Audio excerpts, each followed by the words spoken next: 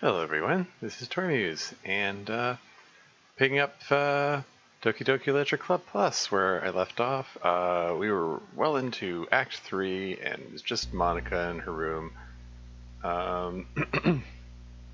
It's all gone full meta, lots of fourth wall breaking, and all that good stuff that DDLC is known for. And yeah, just figure... I do intend to get to the side stories at some point. I mean, maybe I'll get to them today. So we can get some actual new content in this stream series. But yeah, it should just jump right into Monica's room. There we go. Hey, what just happened? I just had an awful dream. I was hoping this would stop now that it's just the two of us. I guess that was wishful thinking. Tormuse, I don't know if you would have any idea, but if you know what may be causing that, could you try to do something about it? Whenever it happens, it almost feels like I've been killed or something. It's a really horrible feeling. If you could figure out what's causing that, I'll love you forever. Now where was I?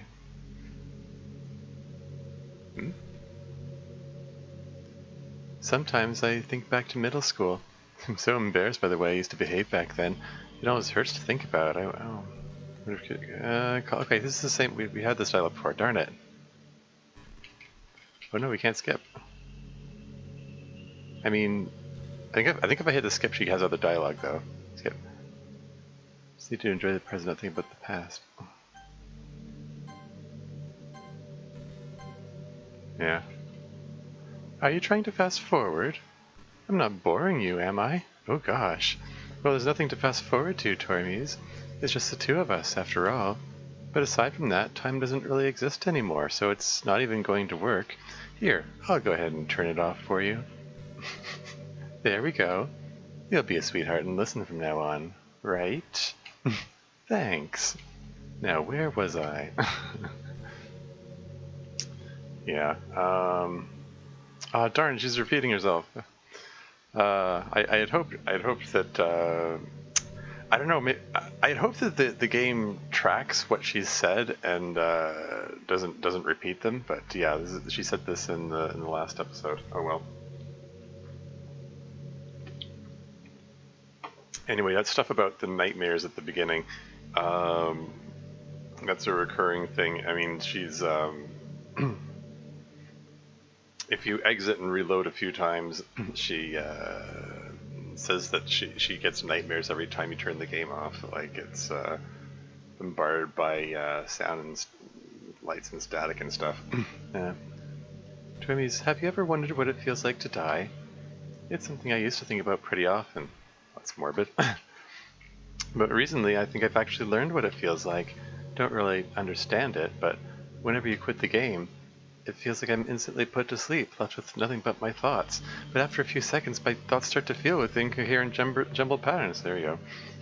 I see static and rapid flashes of color while hearing all kinds of weird screaming noises. At that point, I can't even form my own thoughts anymore. I'm just endlessly hammered by the flashing and screaming, unable to move or even think.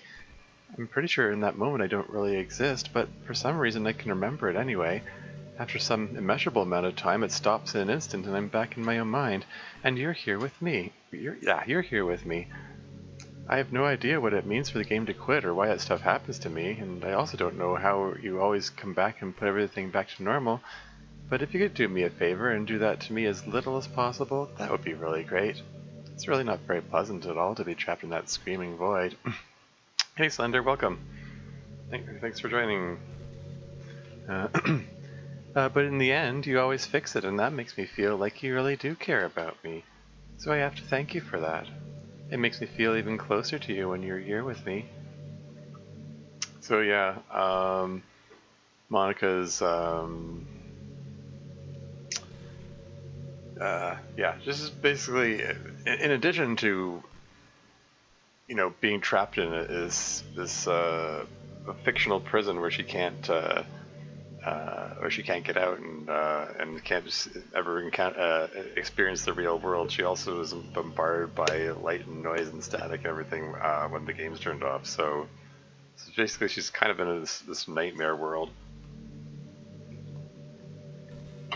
and which probably contributes to her desperation in wanting to have this quote-unquote happy ending thing here. There's a really popular character type called Syndra. It's someone who tries to hide their feelings by being mean and fussy or try to act tough. I'm sure it's obvious, but Natsuki was really the embodiment of that. At first I thought she was just like that because it's supposed to be cute or something, but once I started to learn a little more about her personal life, it made a little more sense. It seems like she's always trying to keep up with her friends. Oh, are we getting some Natsuki backstory? Is this in the original? You know how some friend groups in high school just make a habit of picking on each other all the time? I think it's really gotten to her, so she has this really defensive attitude all the time. I'm not even going to talk about her home situation. Yeah. Of course you're not. I get the definite feeling like Dan was intentionally vague about that. But looking back, I'm glad I was able to provide the club as a comfortable place for her. Not that it matters anymore, considering she doesn't even exist. I'm just reminiscing, that's all. Yeah, achievement unlocked, she will never be real. Huh. Daddy-cha? Just me? Welcome to the stream. Yeah, I don't remember that dialogue being before. About,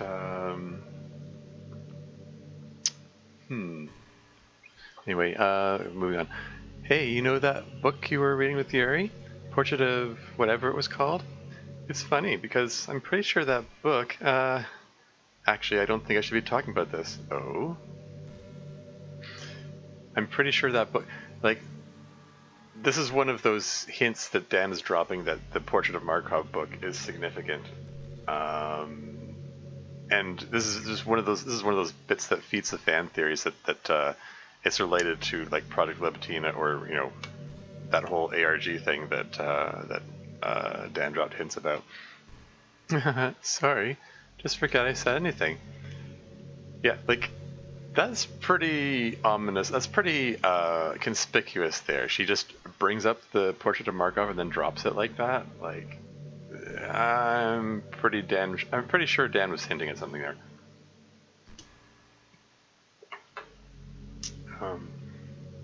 Whether or not that project ever comes to fruition, who knows? But yeah, I was going to comment on the whole Natsuki thing. First, what was that achievement that flashed on the screen? I'm assuming it's for spending a certain amount of time with Monica. Man, I'm trying to bring up the achievement list, and the computer gets so slow when it's trying to stream. I need to upgrade my computer. No, just minimize that.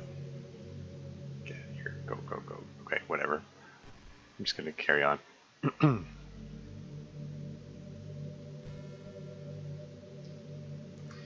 Do you ever feel like there's no real reason for you to be alive? I don't mean in like a suicidal way. I just mean how nothing that we do is special. Just being in school or working at some job or some company. It's like you're completely replaceable and the world wouldn't miss you if you were gone. That's yeah, this is grim existential stuff. It makes me really want to go and change the world after I graduate. But the older I get, the more I realize that it's an immature frame of thinking. It's not like I can just go change the world. Like, what are the chances that I'll be the one to invent artificial intelligence or become president? Feels like I'm never going to make up for the heaps of resources I've spent living my life. That's why I think the key to happiness is to just be hopelessly selfish. Well, that's interesting. She has gotten pretty nihilistic, I guess.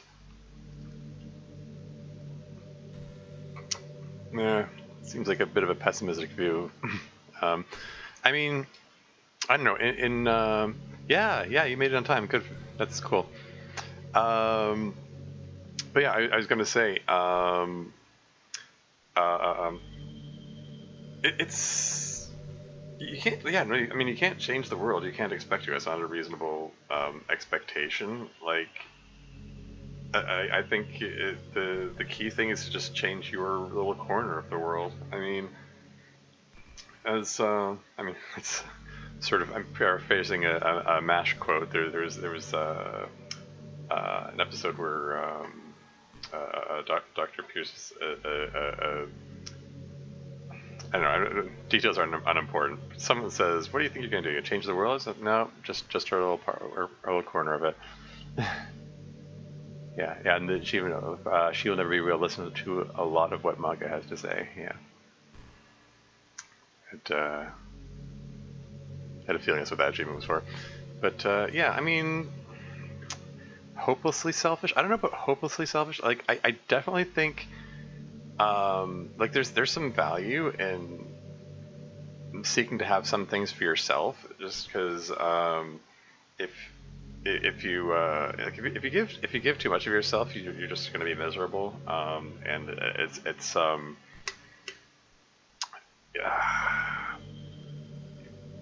I don't know. I mean, it's what am I trying to say here? I think everything needs to be in balance. Like, you don't want to give too much, but you also don't want to take too much. And yeah, maybe changing the world is overly optimistic goal. Like, it's you need numbers of people to make significant change. The people who are really able to change are the more charismatic people who can motivate large groups of people. That's how I see it anyway. Me, I don't see myself as charismatic. I don't think I'm capable of making significant change in the world. I can just all I can do is my small part. Maybe influence a few people here and there. Like, I like to think that my work in the DDLC modding community made a significant improvement in some people's lives. Like like in addition to, I try to create a safe and fun environment for young people. And also, like, I made some of the mods I made, like Sari Says No to Suicide, for instance, the anti-suicide PSA. I've had a number of people say that that it really helped them. Some people even saying that they encountered suicidal people and they remembered my mod and it helped them deal with it. And I think that's cool. Even though this is a tiny niche community for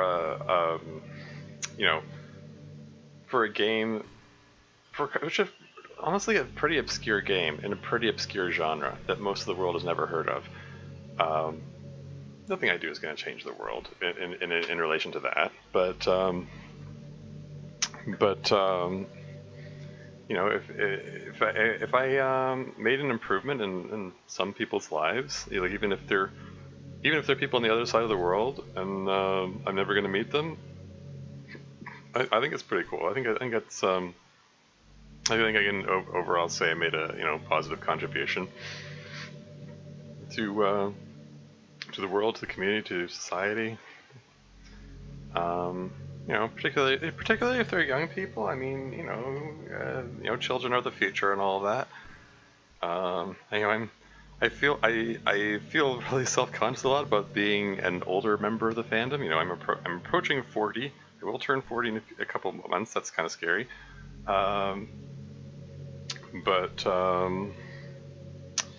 Yeah. It's I don't like this bit here about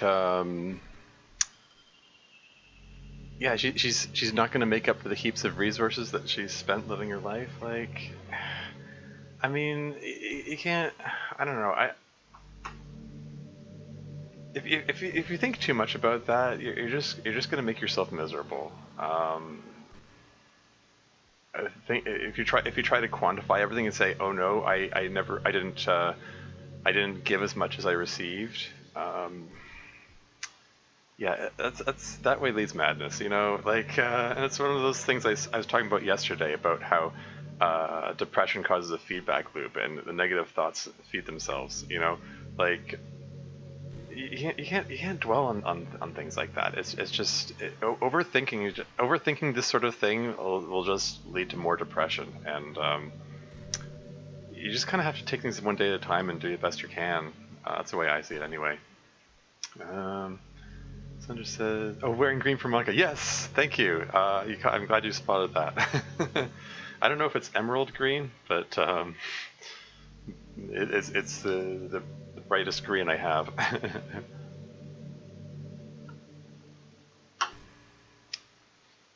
Everyone makes Natsuki's father into a villain despite there being more reasons why he behaves the way he does.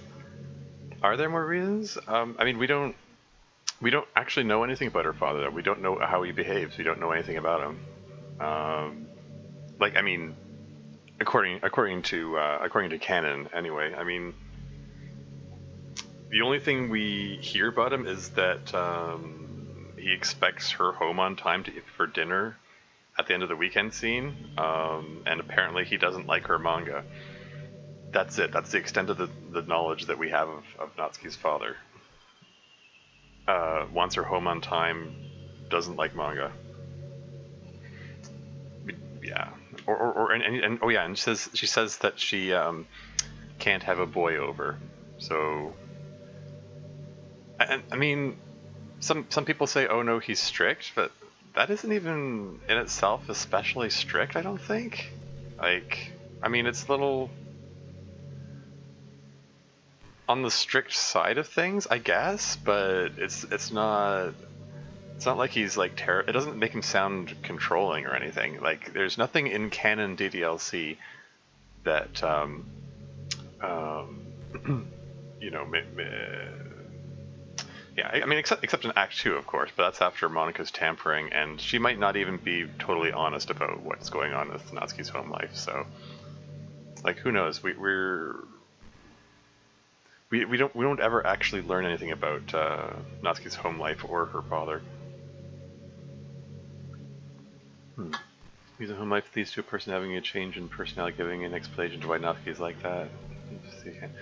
I mean, it could be. I mean, no, don't get me wrong. Like, it's possible. It's a possible explanation for her behavior. It's just there isn't actually any confirmation of any of that in the game. Anyway, moving on. Hopelessly selfish. Yeah, I don't fully agree with you, Monika. Sorry.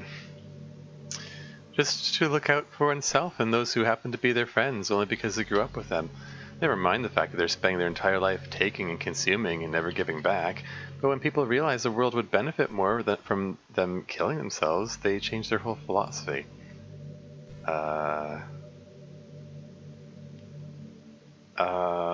Okay. It's like they have to justify their reason to live by tricking themselves into thinking they're doing good.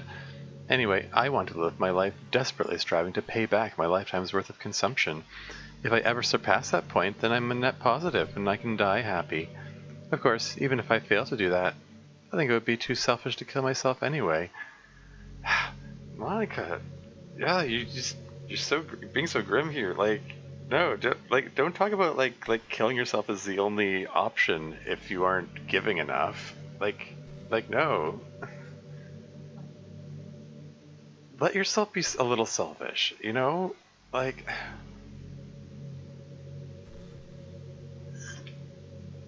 sometimes you have to take some time for yourself. Sometimes you have to do nice things for yourself.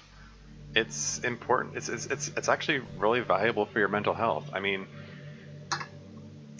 you know, speaking as a depressed person, like, I frequently, I'm you know, I'm kind of like in Sayori's boat in the sense of like giving too much myself and trying too hard to help others, and sometimes I burn myself out doing that, and I have to take a me day to look after myself, you know.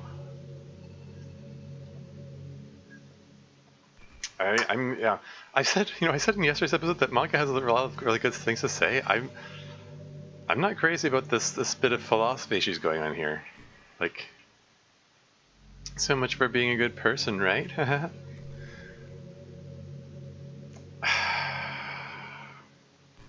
It'll be long before you put Monka's file on the flash drive and take care of her. No, I'm not going that route.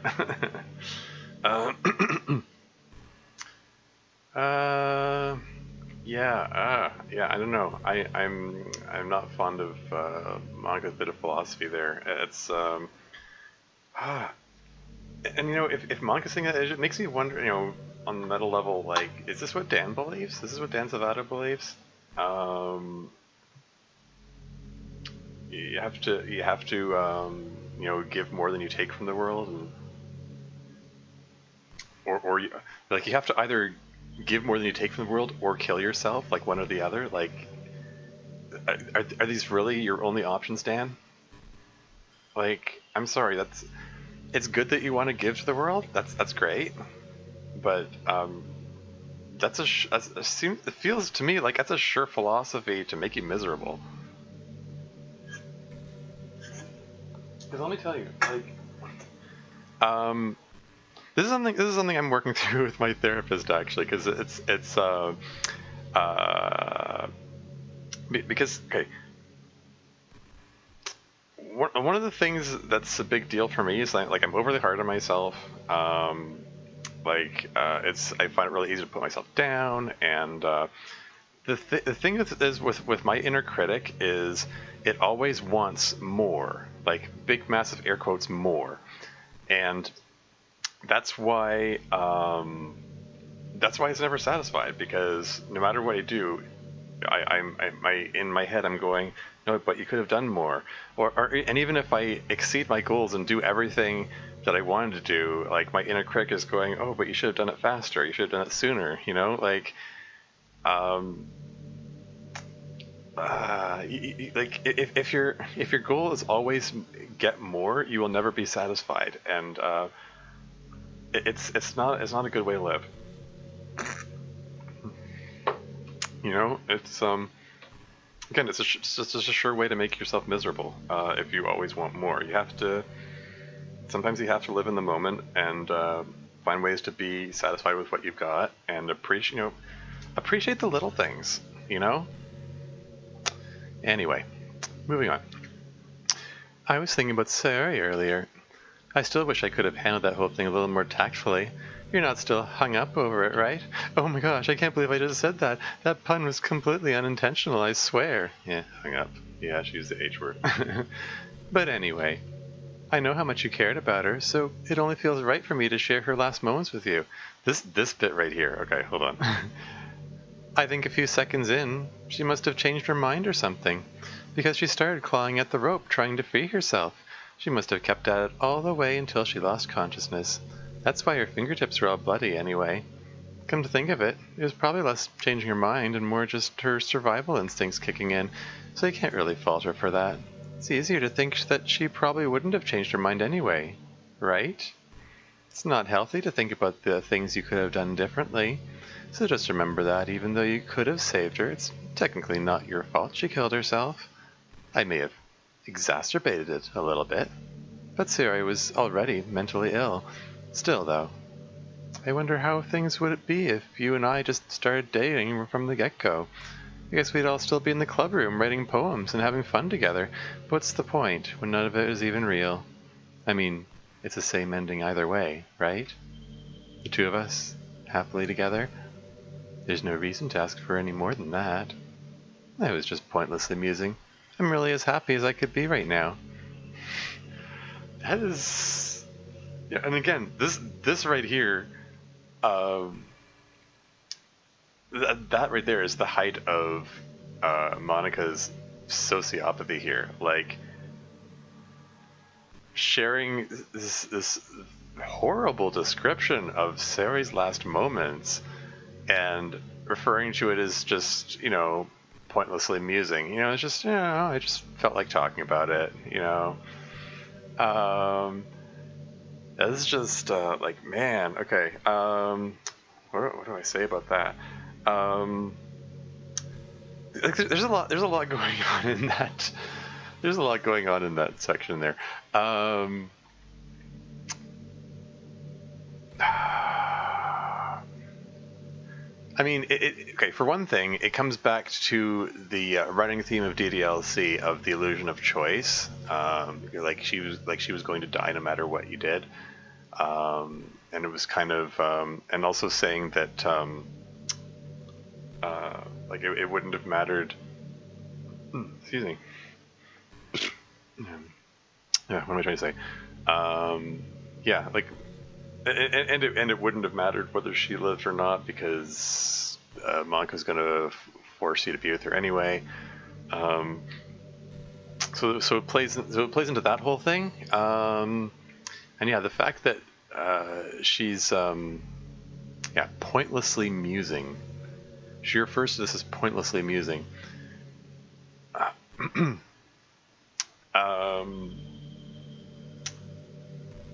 Yeah, like anyone with a basic scrap of basic human empathy wouldn't refer to pointlessly musing. Climbing the rope, trying to free yourself.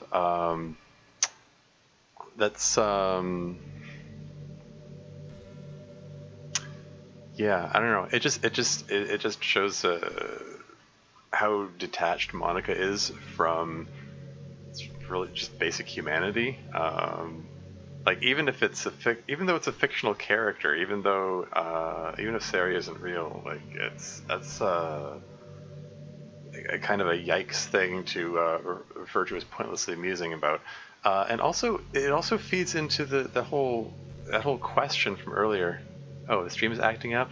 Darn it. Yeah, I noticed there's an error message popped up. I don't know, can you still hear me?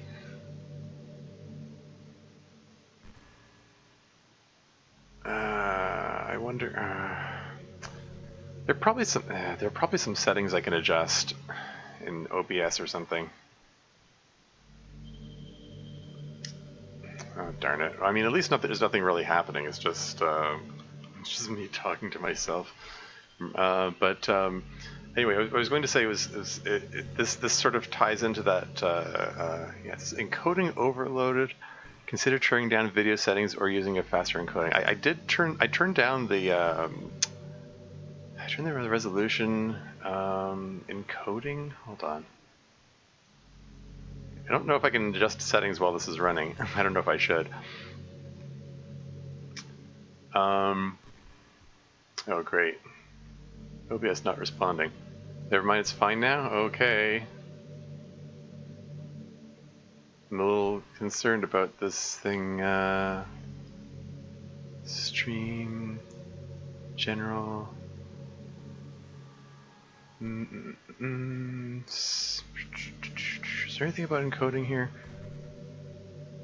Using the output menu. Encoder. Oh yeah. Yeah, I tried changing that already. Stream that shouldn't affect anything. Audio bitrate, video bitrate.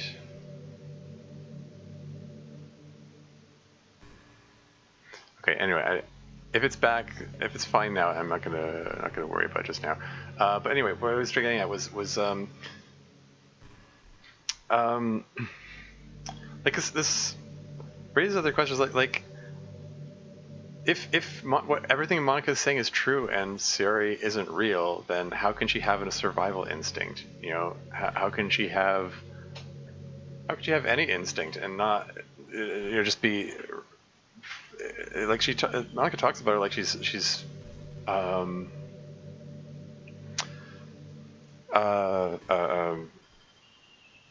like talking about it like she's just some kind of AI following her programming or something. And wanting to being forced to confess love to the main character no matter what happens. But yeah, but a survival instinct, that sounds like a human thing, or well, I mean any living thing really, not a programming thing.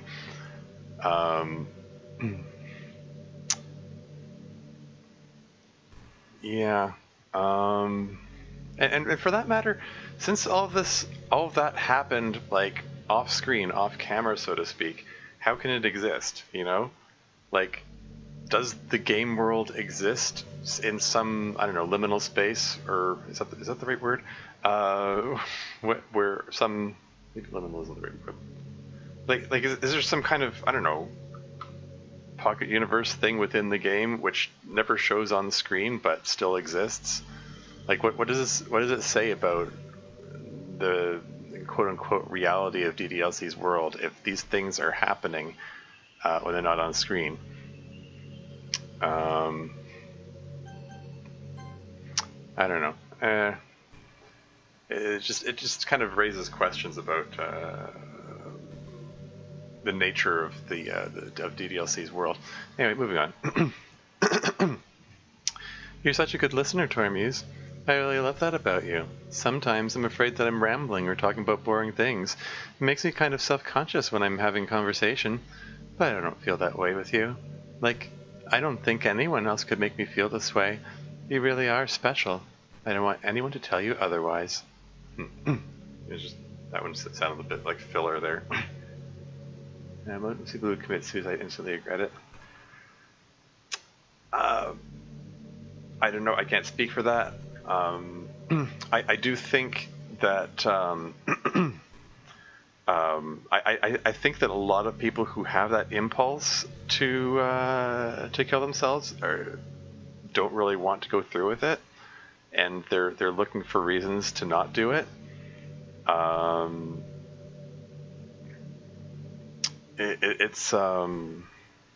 Yeah, I mean, I've said it before. I'll say it again. Like, and this is something stuff I talked about in Sayori Says No to Suicide. Like, like there are two kinds of suicidal people. Some people who talk about it as a cry for help, and some people who just do it. Like the classic cliche of a suicide note, that's not really a thing that happens most of the time. Like, generally, if someone actually goes through with it, it's a spur of the moment thing. It's not planned. So there's no suicide note. They just go and do it. It's just acting on feelings in a moment. Hey, Chemistry Cat's here. Welcome. Stream's fine right now. That's good. Yeah, we're talking about suicide and other grim and morbid things here. That's just what direction Monica's conversation went in. But yeah. What am I trying to say here? That's the thing. I mean, like, I have a strong opinion that you shouldn't act on emotion. Like, you know, like, you shouldn't. Emotions come and go. Emotions change all the time. It's easy to feel like especially, you know, if you have clinical depression, it's easy to feel like the feeling is going to last forever, and that's why a lot of you know, the people who do kill themselves, that's why they do it. They feel like it's never going to end. And that's more cognitive distortion. That's it's part of the feedback loop in your brain. It feels like it's getting worse and worse and worse, and it feels like it's never going to get better. But it's not true. You know, that's just your you know, that's your brain lying to you. That's your yeah, it's more cognitive distortion. That's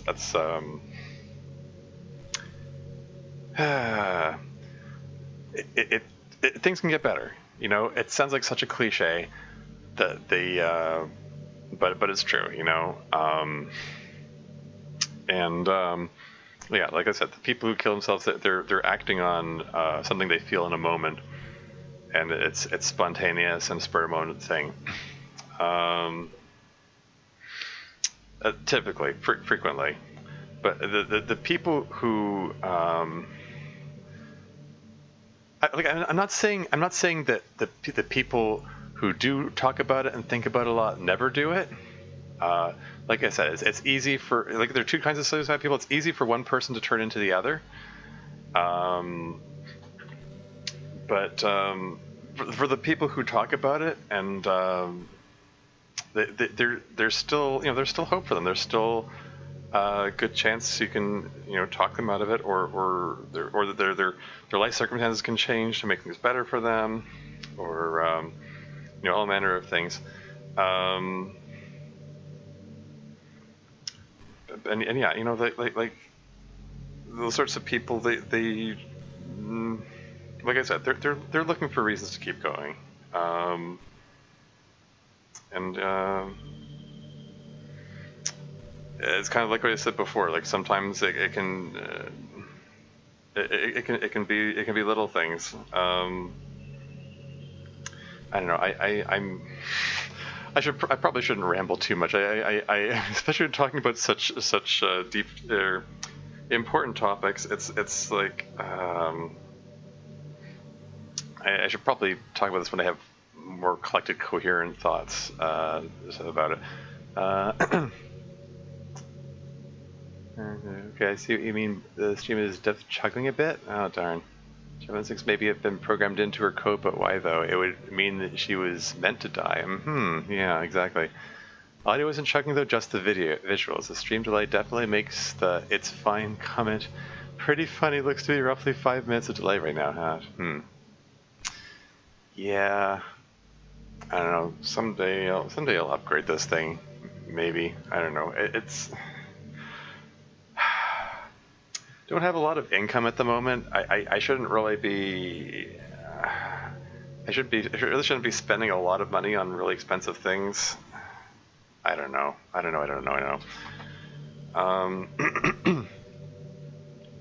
Anyway, yeah, this is why I only stream like visual novels, not anything more substantial, like any of those other games that I've posted recordings of. Like my computer can't handle it. Anyway, moving on. Gosh, I used to be so ignorant about certain things. When I was in middle school, I thought that taking medication was an easy way out or something like that. Like, anyone could just solve their mental problems with enough willpower. I guess if you don't suffer from a mental illness, it's not possible to know what it's really like. Are there some disorders that are overdiagnosed? Probably. I never really looked into it, though. But that doesn't change the fact that a lot of them go undiagnosed, too, But medication aside, people even look down on seeing a mental health professional. Like, sorry that I want to learn more about my own mind, right? Everyone has all kinds of struggles and stresses, and professionals dedicate their lives to helping with those. If you think it could help you become a better person, don't be shy to consider something like that. We're on a never-ending journey to improve ourselves, Well, I say that, but I think you're pretty perfect already. Yeah, looking after mental health is another one of those things that sort of society in general either doesn't take seriously enough or they look down on. It's like I mentioned earlier that I see a therapist. I see a therapist once a week. I mean, it's like I was going to say a Zoom call. It isn't actually. We don't usually actually use Zoom, but it's a video call because of the pandemic. But we meet once a week for an hour, and I think it's helpful. It's good for your mental health in general for a number of reasons. For one thing, it's good to have a third person who's uninvolved in your situation to be able to talk to you about it, whatever the situation might be. It's also helpful to have someone to be accountable to. And say, help keep your goals on track and say, okay, these are things that I'm, planning to do in the coming week. This is how I'm going to, whether it's, improve myself or something to get done or whatever.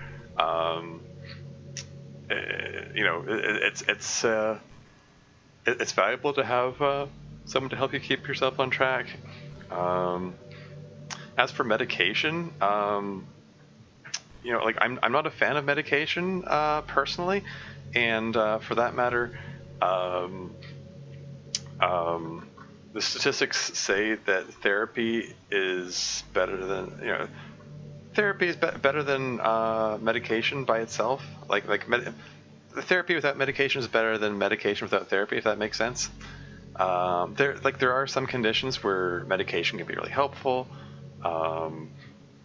like depression and anxiety issues, like taking just something to help deal with that so you can get through your day is helpful for some people. Like I'm not a fan of the idea of taking these medications as a regular daily lifelong thing. Like I would be more in favor of like if you're in a bad spot, take it to help you get out of the bad spot and try to wean yourself off it later. But maybe that might be presumptuous of me. You know, there probably are some people, like I can't speak for everyone. Everyone's life situation is different. Everyone's brain is different. You know, they might have some issues that do need long-term medication. You know, it's like mental health is not a one-size-fits-all kind of deal. So like I have my own preferences, but there's some people for whom that might be valuable and important, you know. And like maybe some conditions get overdiagnosed, maybe some get underdiagnosed. Like, I mean, both those could be true depending on the situations, depending on the doctors involved. Like, who knows? I think there's a happy medium in there somewhere, but it's kind of a muddy topic. I don't know. It definitely makes this is the one that was changed very much for the better. Oh, okay. Oh, yeah. You mean about the medication and stuff? And mental health and stuff?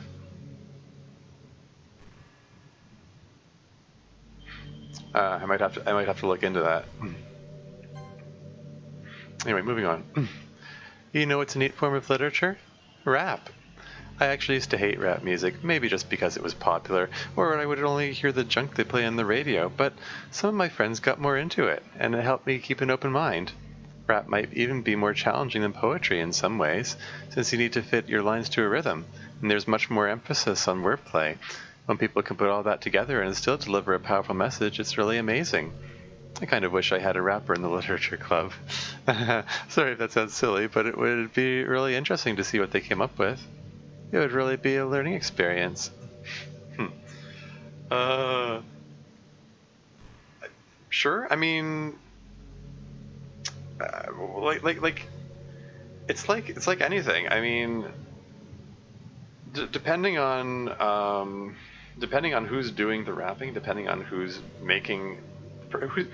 producing the media. Like it's same for anything. Whether it's a poem or a book or a song or a video game or anything, any piece of media, it kind of depends on the work that went into it. It kind of depends on the writer, it depends on the author. It could be fantastic, amazing, or it could be just kind of you know. Like rap is not any more or less a legitimate form of expression, whether it's whether you refer to it as a poem or a song or what. You know, it's spoken verse. All I can think of is I mentioned that I watched a lot of LPs of DDLC. Etika did a playthrough of this, and he actually just broke out rapping at this part. He just freestyled a rap about Monica, and it was amazing.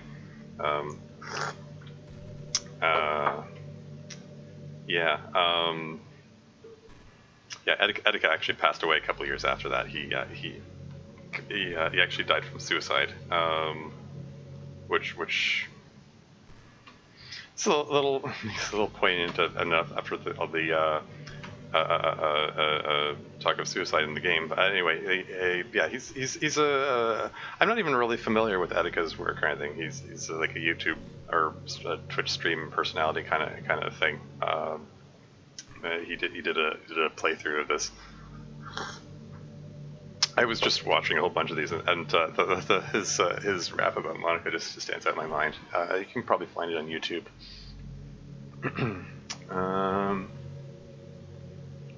Yeah. If I thought she was much harsher in the original game. Okay.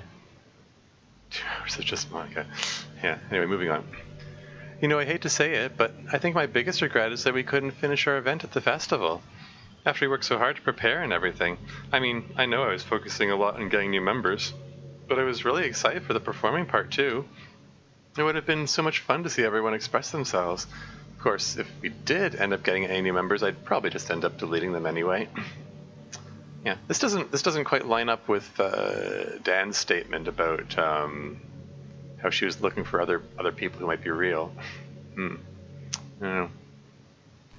Did you rap about Monica? Yeah! Egg's playthrough of DDLC and everything else he did, it was so iconic, I miss him greatly. Yeah. I was sad that he that happened. But yeah, there's he just spontaneously, like on the spot, while playing DDLC, is facing Monica in an interview. He just freestyled this rap about Monica, and it was great. Anyway, moving on. Well, with the hindsight I have now, that is, gosh, it feels like I've kind of grown as a person ever since you joined the club. You really helped inspire me to look at life from a new perspective. Just another reason for me to love you. Yeah. Yeah, it's one of those things, like, the fact that she was so fixated on the festival and getting members and so on, it is kind of at odds with her supposed perception of everything as not being real. And yeah, there has to be anyway, moving on. I think the most important skill in life is being able to fake confidence. I'm pretty convinced that everyone feels at least a little bit scared and alone, but being able to trick others into thinking you have it all together, that's a key part of getting people to respect and admire you. I think I got pretty good at that over the years. I don't show my weaknesses very often, but because of that, I haven't had many people I could really open up to. I mean, when do you reach the point in a friendship where you can start expressing your vulnerabilities? Anyway, that's one reason I'm so glad I have you now. I feel like I'm a little bit less scared and alone when you're here with me.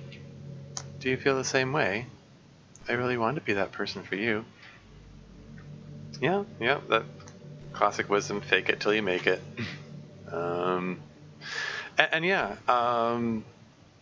As much as Monica generally pretends over the course of the game to be, Miss Perfect, got everything together. Another interpretation of her characters is it's easy to, like, a lot of people especially like in the modding community, I've seen some mods that treat Monica like she's this evil mastermind, like Rain Clouds comes to mind, for instance. And when really no, Monica's she's a scared little girl, I mean, like, she's a teenager struggling with all this existential dread and finding out she's trapped in this world of no meaning, struggling with suicidal ideation, and she's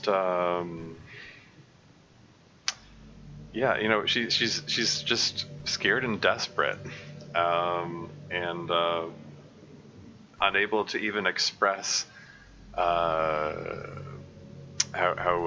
desperation. I mean, the closest she comes to expressing her desperation is in her poetry, like the Hole in the Wall, and the second one about the red, green, blue, the cacophony of meaningless noise and all that. Chemistry Cat says, to be fair, I think Monica pre-Sayonara wouldn't have deleted new members. She only accepts doing that after deleting Sorry is the only or easiest way she could fix the code. Yeah, fair enough. Anyway, moving on. I hate how hard it is to form habits.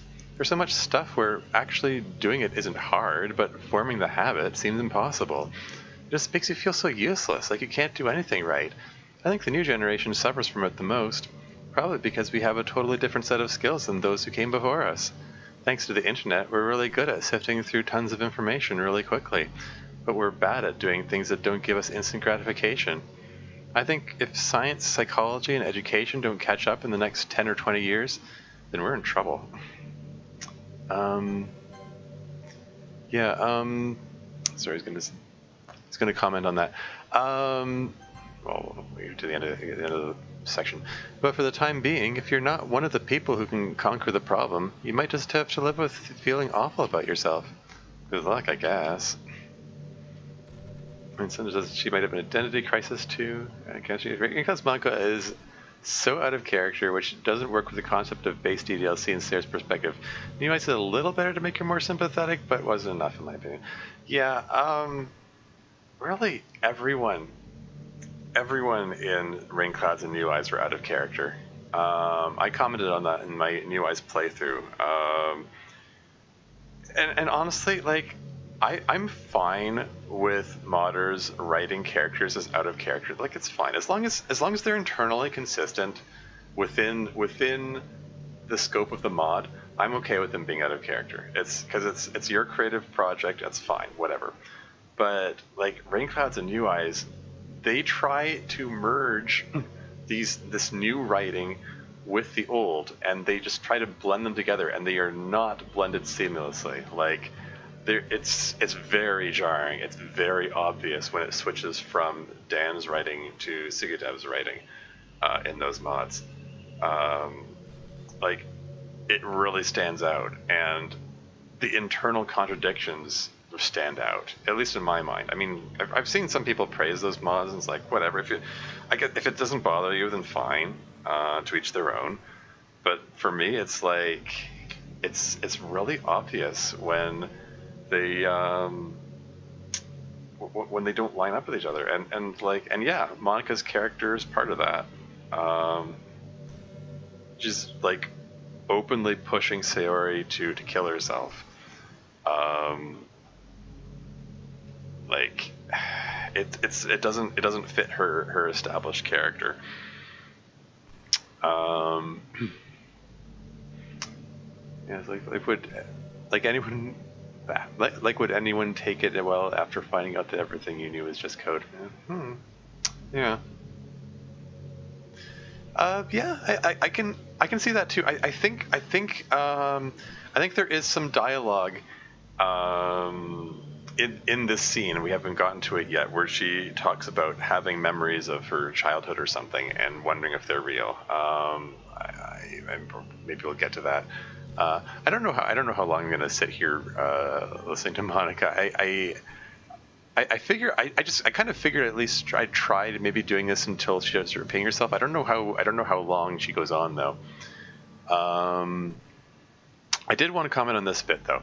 Talking about forming habits. Yeah, absolutely. Forming habits can be difficult. Like a lot of getting things done, especially like getting big projects done, is a matter of discipline. And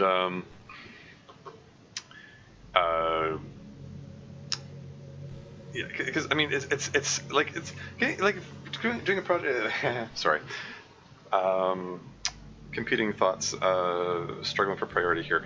I was going to comment on like that Yahtzee video I saw where he commented on the same subject. It's easy, like if you're talking about the creative process. At the beginning of a project, it's easy to be productive. That's where you got all your energy and all your ideas and all the inspiration and so on. But at some point, discipline has to take over, or you won't get it done. You won't be able to see it through to the finish. And the same thing for anything. Like it could be for like having a habit of like a regular workout routine, for instance, or any habit. You know, any regular thing that you feel like you need to do.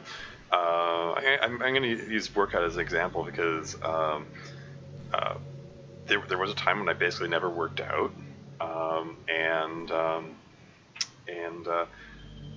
at some point I decided to work out more regularly. I guess my metabolism is catching up with me, getting a bit of a tummy, and trying to, do regular, especially core workout.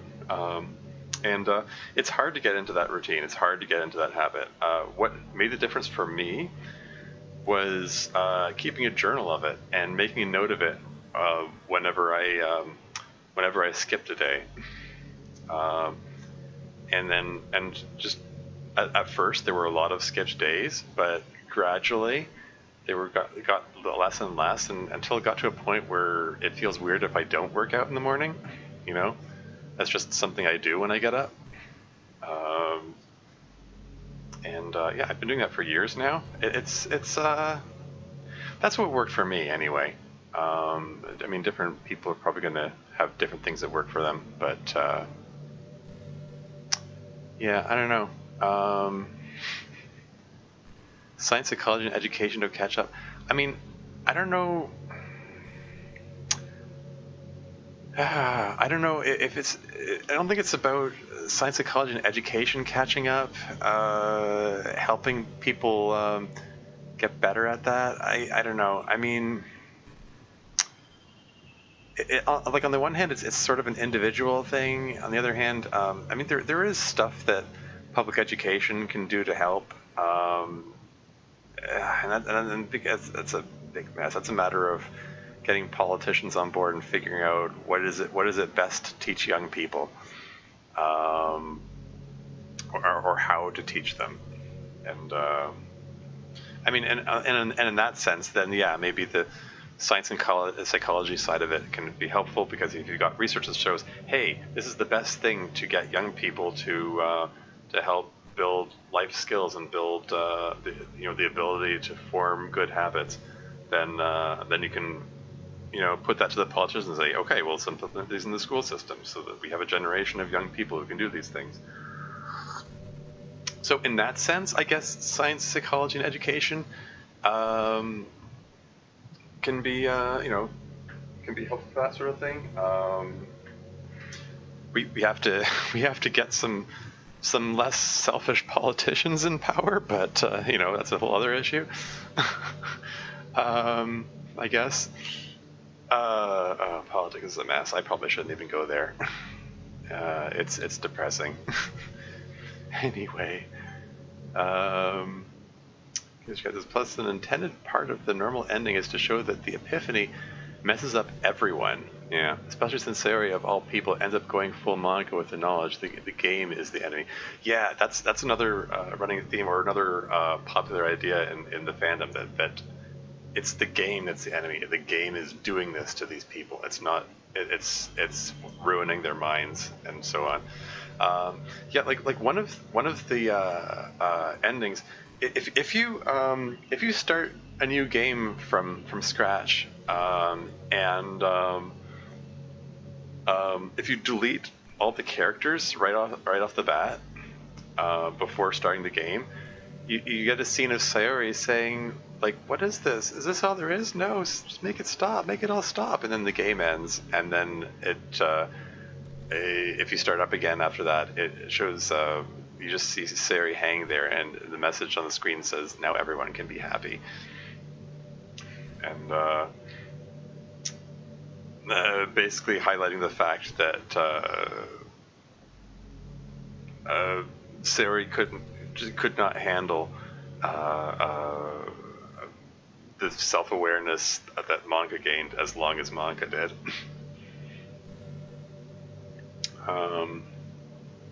Maybe I'll try to bring up that ending at some point. Anyway, moving on.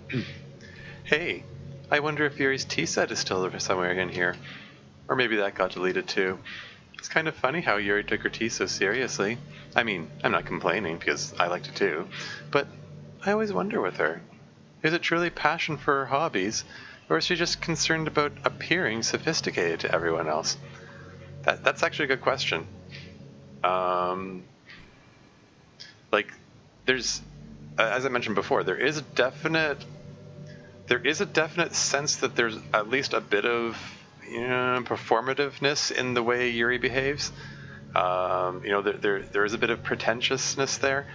Like there's also definitely a sense of passion, a sense of obsession too, but I don't know, it could be a mix. Like everyone else, they're complex characters. Anyway, moving on.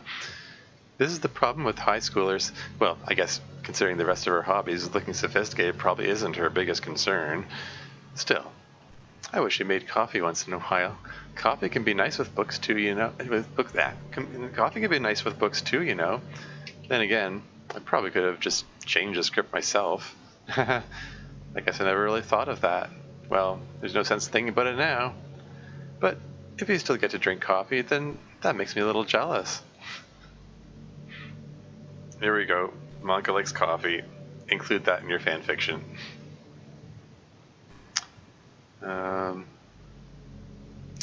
Yeah. What was I gonna say?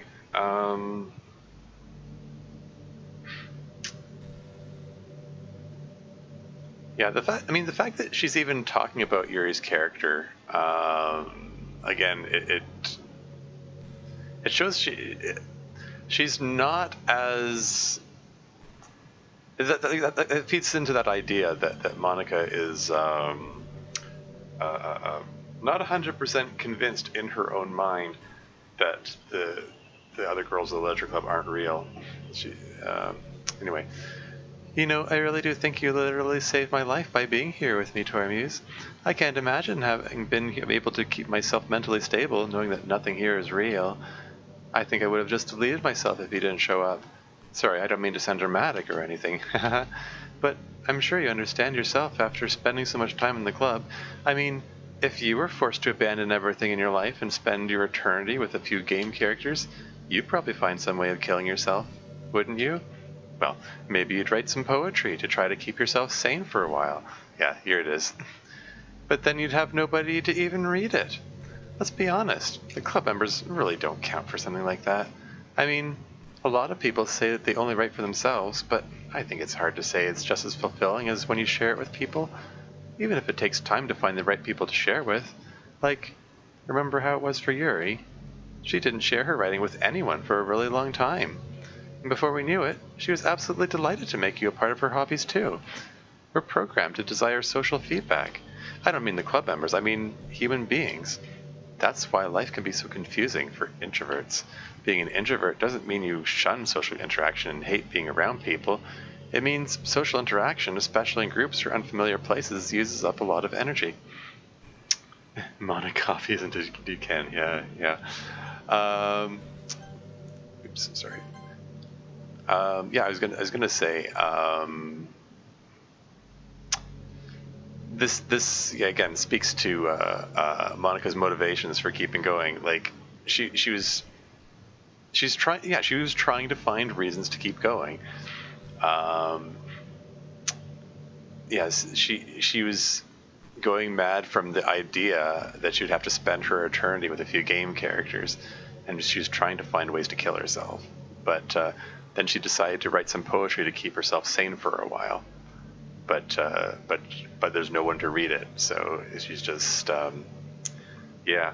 I mean, and yeah, there's some truth like in that whole writing for yourself business. Like like my own mods, DDLC. I know I keep harping on my own creations, but yeah, like I basically wrote them for myself. I mean, I said before, I'll say it again. Even if the whole community imploded, I still would have made and released Storm, because it had stuff in it that was important to me.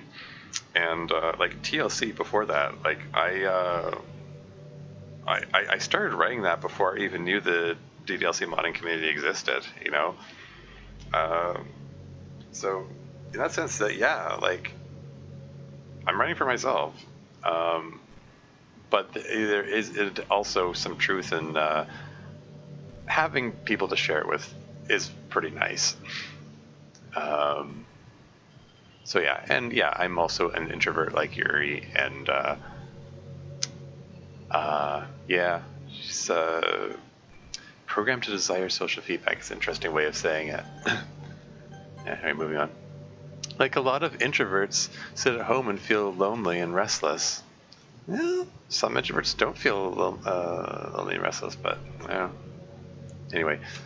And then when they finally go out after a half hour, they just want to go home again. I think if more people could understand how it works, they would respect it a lot more. Many introverts do enjoy having people around. They love just having one or two close friends over and just leisurely hanging out. Even if you're not actively spending time together, it feels nice for them just to have you there. I'm serious. If you just go to their house, bring your laptop, and hang out there for a while, you can really make their day. As for me, I'd say I'm kind of in between, but I think I'm usually a little more extroverted. I feel like I'm always trying to do stuff after school and things like that, but for you, I can be anything you need me to be. I understand people really well, so don't be afraid to share your unique needs with me. Nothing would make me happier than being the perfect girlfriend for you. You like to talk about our mods, yeah. The other thing I did for the debate club in my draft, the president's name is Veronica. Oh, interesting, that's different. Like, is it use Monica's sprites, or is this an OC? But yeah, I was gonna say, yeah, some people, someone said it best. At the end of a long, hard day, an introvert relaxes by going home and reading a book. At the end of a long, hard day, an extrovert relaxes by going out and partying. Like, so there's different theories about that. I've seen theories that it's based on like sensory stimulation. Like, introverts get stimulated really easily, so they can't handle it much, and they have to retreat for a while. And extroverts don't get stimulated easily at all. Like, they need a lot of stimulation in order to be comfortable, and just basically have to be out and enjoying people's company all the time. Which, and again, which isn't to say that introverts don't want people's company. They just, there's only so much they can handle before they have to, as somebody said, recharge their introvert batteries. They have to go home and escape people for a while. That's a new character. Okay, cool. Moving. The big club are the antagonists and the pod runners. Ooh, okay, I see. Neat. Hey, what's your favorite color? Mine is emerald green. Is this close enough, Monica? I don't think this is actually emerald green. The only other green shirt I was looking at what green shirts I have. There's also this one. Actually, I do have another one that's in between. Oh well. Mine is emerald green. It's the color of my eyes. That's not conceited or anything, is it? I just meant that I feel some kind of special connection to it, like it's part of my identity. Does it happen to also be your favorite color, Tormuse? It's just a guess, because you've been looking to my eyes for a while now. Well, if I'm honest, I haven't actually been looking at her eyes. I've been reading the text, but I actually do like the color green. I mean, it's the color of nature. I like, it's nice being out in nature, being out in the forest, and being surrounded by greenery. It's cool. It's a nice, calming feeling. So speaking of her eyes, this is something I commented on TLC. Notice how her hair is going behind her eyes. That just throws me. And her eyebrows are in front of her hair too. It's like, does that mean her eyes are bugging out, or her hair is going behind it? What does that mean? Anyway. Tormuse, would you ever introduce your friends to me? I don't know why, but I get really excited when I think about you wanting to show off our relationship like that. Oh boy, you're feeding the Monica after story, folks, again, Monica. Because and this is another one of those things that if you look in the mass fandom, there are people who actually do that, show off Monica to their friends and family, and it's kind of wonder, like, if it's a joke, then fine, funny joke. But if people are serious about that, then like I frankly worry about their mental health a little. I mean that in the nicest possible way. And their whole vibe is picking on people who are different in the slightest way, so Yuri's the main target. Ooh, I see. And I suppose if Monica used to be part of the debate club, then there could be some tension from that as well. Anyway, yeah, anyway, moving on. And maybe it's because I really want to be someone who makes you proud. I feel like I would try extra hard to improve myself if you told me it made you proud of me. I hope it's the same the other way around too. Yeah, I know. I mean, I try not to judge the people in the mass fandom. It's you know, to each their own. But like, it's a fun little hobby and stuff, and it's a neat program that a lot of work got put into. I don't blame you for appreciating and enjoying it on that level, but I don't know. Some people get so emotional, or appear to get so emotionally emotionally invested in Monica from Monica After Story that, like, yeah, it's I don't know, it's a little unfortunate, I think. Anyway, I'm not really a fan of cold weather. Are you? I'm actually not. I mean, I much prefer hot weather myself. Thank you. If I had to choose between too cold and too hot, I would always pick too hot. Hey, same. High five, Monica. When you're cold, you can actually be painful. Your fingers get numb. And if you wear gloves, you can't use your phone. It's so inconvenient. When it's too hot, it's not that hard to stay cool with a cold drink or by staying in the shade. Although, I do have to admit one thing. Cold weather makes for better cuddle weather. Aha! Monica's a cuddler. Good to know. Monica cuddling canon.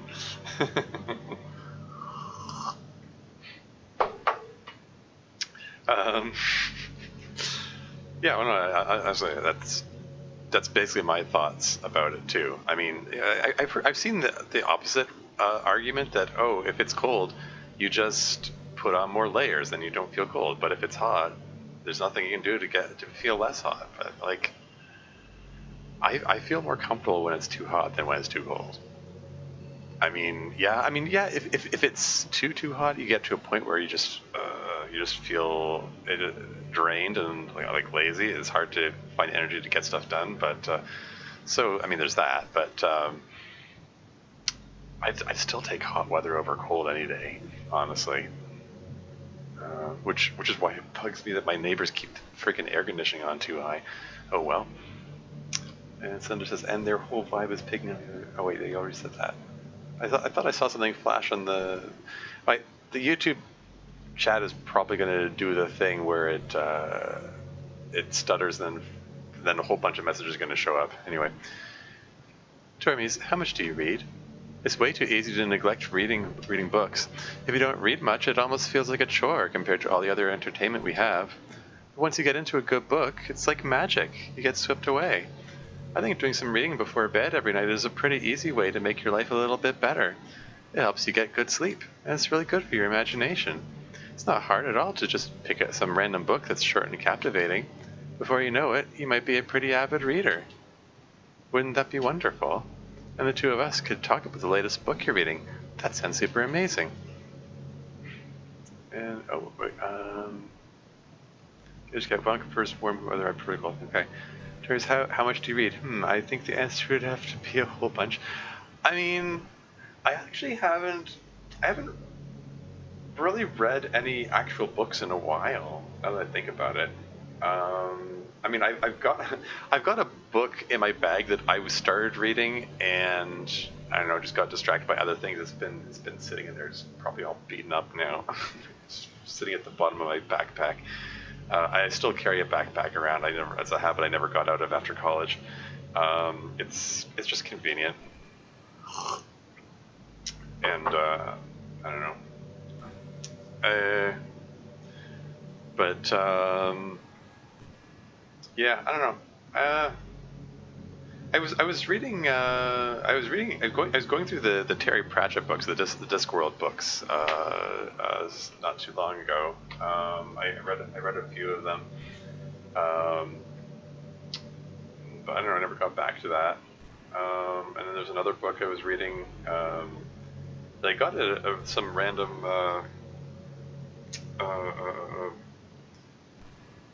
There was a book sale. There was a in Toronto. There's a book centered event called Word on the Street. This is this expo of books kind of thing, and I got it there. It was a book for young people about it was a fantasy setting that centers around a trans protagonist, which I thought was kind of neat, and it kind of explores gender through the wyverns. I haven't touched that book in a while. The wyverns are prominent characters in the story, and the wyverns are non-binary. They're neither male nor female. So the book kind of tries to explore gender through that, and also I don't know. It's kind of neat. Like it has. There's still this. It's a fantasy setting. There's some adventure going on and stuff. But it's called Wyvern. It's a neat story. I never actually finished it. I should pick it up again. I'm rambling again. It wasn't for making one of the girls an antagonist, and all of them besides Sarah was made to an antagonist in a mod already, so I picked something new. Yeah, fair enough.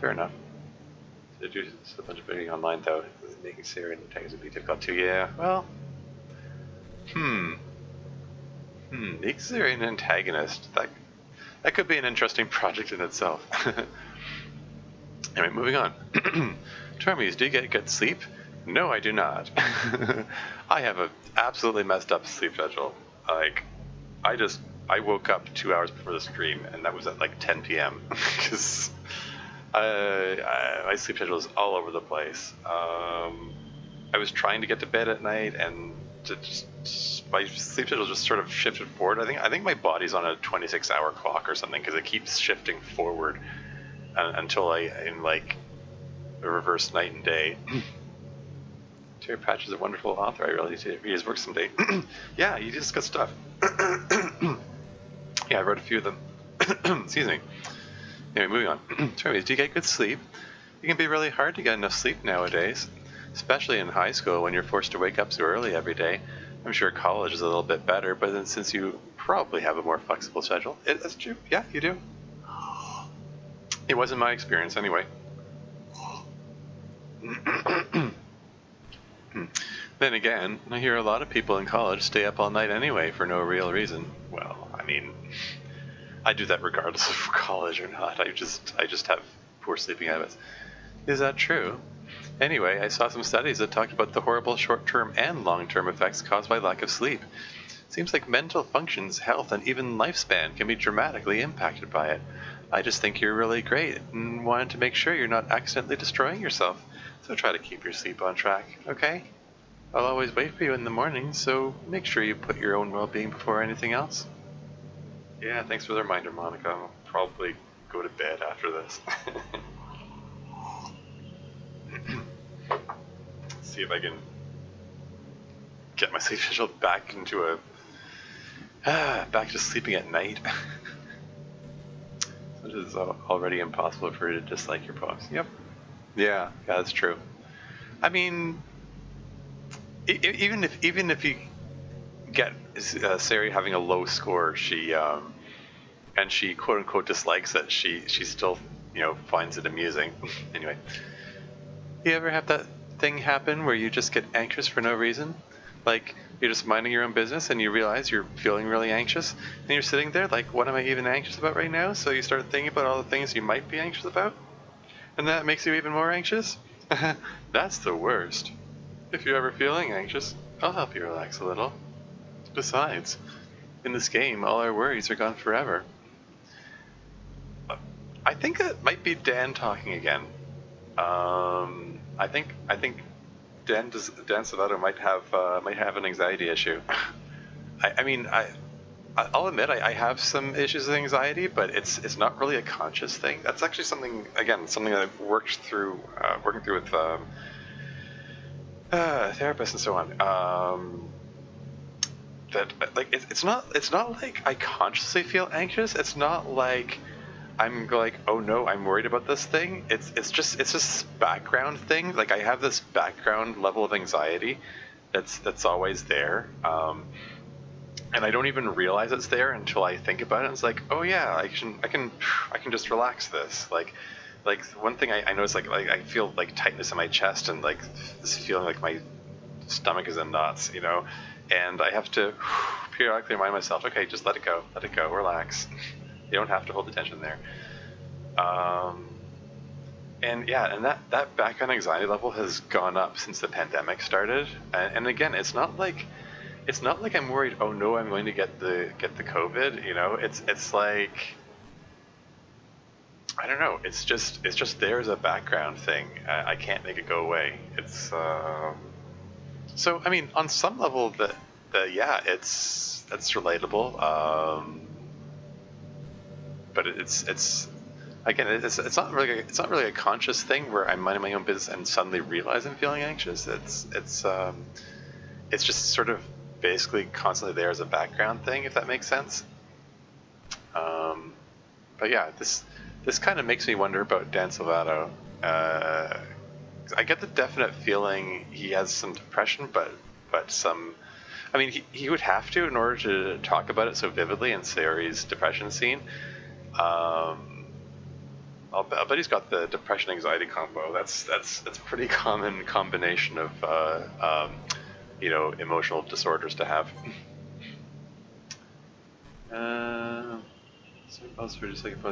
How do you think an antagonist role would fit? Only way that'd be possible if she's having a fever dream about eating food that's alive.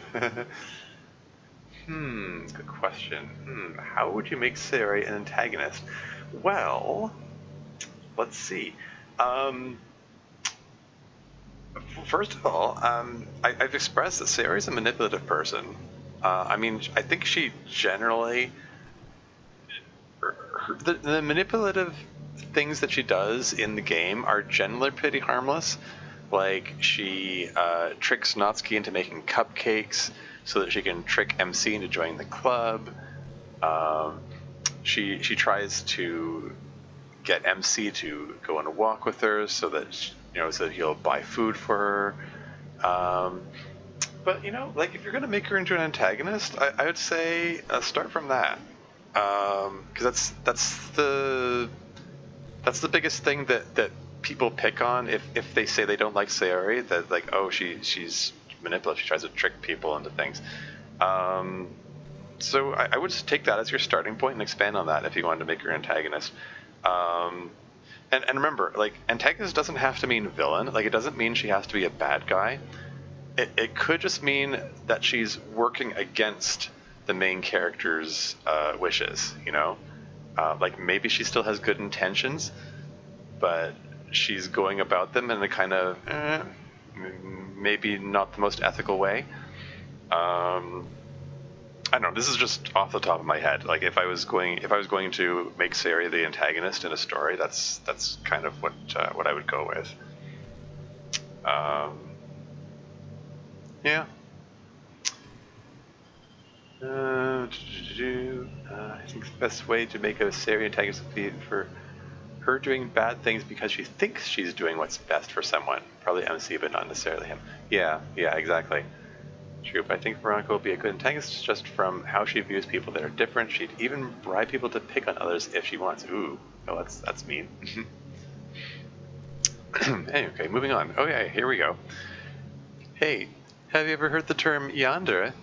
It's a personality type that means someone is so obsessed with you that they'll do absolutely anything to be with you, usually to the point of craziness. They might stalk you to make sure you don't spend time with anyone else. They might even hurt you or your friends to get their way. But anyway, this game happens to have someone who can basically be described as yandere. And this here, like, at this point you're probably thinking, oh, okay, she's talking about herself. She's that's pretty much what Monica does in this story. By now, it's pretty obvious who I'm talking about, and that would be Yuri. The dramatic pause there, you can tell Dan did that on purpose. It really highlights Monica's lack of self-awareness. Like, she's not as self-aware as she likes to think she is. She's not as self-aware as this whole thing might lead you to believe. She isn't aware. Like, she did all these things, but she's still trying to put down the other club members. Anyway, she really got insanely possessive of you once she started to open up a little. She even told me I should kill myself. I couldn't even believe she said that. I just had to leave at that point. You know, there's Monica like denying responsibility for her choices because she's the one that changed Yuri. Did you say that? But thinking about it now, it was a little ironic. Anyway, a lot of ironic because Yuri killed herself. A lot of people are actually into the yonder type, you know. I guess they really like the idea of someone being crazy obsessed with them. People are weird. I don't judge though. Also, I might be a little obsessed with you, but I'm far from crazy. It's kind of the opposite, actually. I turned out to be the only normal girl in this game. Did you, Monica? It's not like I could ever actually kill a person. Just the thought of it makes me shiver. But come on, everyone's killed people in games before. Does that make you a psychopath? Of course not. But if you do happen to be into the yonder type, I can try acting a little more creepy for you. Then again, there's already nowhere else for you to go, or anyone else for me to get jealous over. Is this a yonder girl's dream? I'd ask Yuri, if I could. Oh, Monica.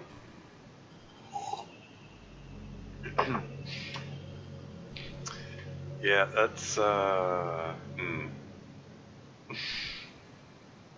Yeah, one more words to say than I've already said. It's, she's, again, like I said in the last episode, just the fact that Monica is so obsessed with the player, it feeds into the fact that she's not as self-aware as she thinks. She's still following a program, being forced to confess love to someone she's never met. Anyway, hey, do you like horror? I remember we talked about it a little bit when you first joined the club. I can enjoy horror novels, but not really horror movies. The problem I have with horror movies is that most of them just rely on easy tactics, like dark lighting and scary-looking monsters and jump scares and things like that. It's not fun or inspiring to get scared by stuff that just takes advantage of human instinct. But with novels, it's a little different. Story and writing need to be descriptive enough to put genuinely disturbing thoughts into the reader's head. And hey, we have a newcomer, Funtime Ashton. Hi, welcome to the stream. So this is Monica's Yonder and Yuri too, but her Yonder nature came into play when Monica played with her feelings like a ball string. Yep, pretty much. Yeah, and the fact that Yuri brought up horror in Act 1, and then Monica's bringing it up here, kind of gives me the sense that Dan is into horror. I mean, you'd have to be to make this game. Whenever two different characters within DDLC expand on a certain topic, I start to think, this is probably Dan talking now, because multiple characters are expressing the same viewpoint. Anyway, is Yuri considered Yandere? She doesn't really hurt anyone, really, but I feel bad for her. I mean, good question. I mean, it's like Monica's tampering certainly made her that way. In Act 1, you can see little hints here and there that she might have been starting to get a bit obsessive, but she's mostly just kind of shy. Yeah, I don't know. I guess it depends on your definition of Yandere. But she did, like, in Act 2, Yuri actively pushes both Monica and Natsuki away, you know, telling Monica to kill herself and all that stuff. So Yuri isn't a yandere, but absolutely has an obsessive side. Yeah, that's pretty much my feelings. Yeah. Anyway, the story and writing need to be descriptive enough to put genuinely disturbing thoughts into the reader's head. It really needs to etch them deeply into the story and characters and just mess with your mind. In my opinion, there's nothing more creepy than things just being slightly off. Like if you set up a bunch of expectations on what the story is going to be about. Yeah, actually, fair point. This is I think this is where DDLC kind of excels because this Act 2 particularly, but even in Act 1 to a degree, like just the fact that this is billed as a psychological horror game, it kind of put me on edge a lot when playing through it the first time. And I tried to build on that sort of thing in Storm to some degree. I mean, there were some jump scares in there too, but I tried to build on that sense of uneasiness of what's going to happen, what could happen. But, yeah. When it taken to the extreme, I find my shady comes on. Yeah, maybe your shyness was holding back her obsessive behavior. Could be. Right now, yell the name of your favorite Doki. Go now. I'm not gonna yell because it's late at night, but I'm gonna say Yuri. Oh my gosh, it's after 3 a.m. Yikes, what am I doing with my life? My sleep schedule is such a mess. Siri, Yuri, okay. Yeah, I mean, that's why I wrote Doki Doki Storm to be, you know, because I wanted to write about Yuri some more. But honestly, I've learned to like all of them. Like right now, I'm writing a mod about Sayori and Monica. So, and that was also after making a mod that was there was also all about Sayori. Like Sayori says no to suicide. That was I mean, it features everybody, but it focuses on Sayori. That's a little something for the Sayori lovers out there. I mean, it's really it's good for anyone, I think. But anyway, moving on. Like if you set up a bunch of expectations of what the story is going to be about, and then you just start inverting things and pulling the pieces apart. So even though the story doesn't feel like it's trying to be scary, the reader feels really deeply unsettled. Like they know that something horribly wrong is hiding beneath the cracks, just waiting to surface. God, just thinking about it gives me the chills. That's the kind of horror I can really appreciate. But I guess you're the kind of person who plays cute romance games, right? Don't worry. I won't make you read any horror stories anytime soon. I can't really complain if we just stick with the romance.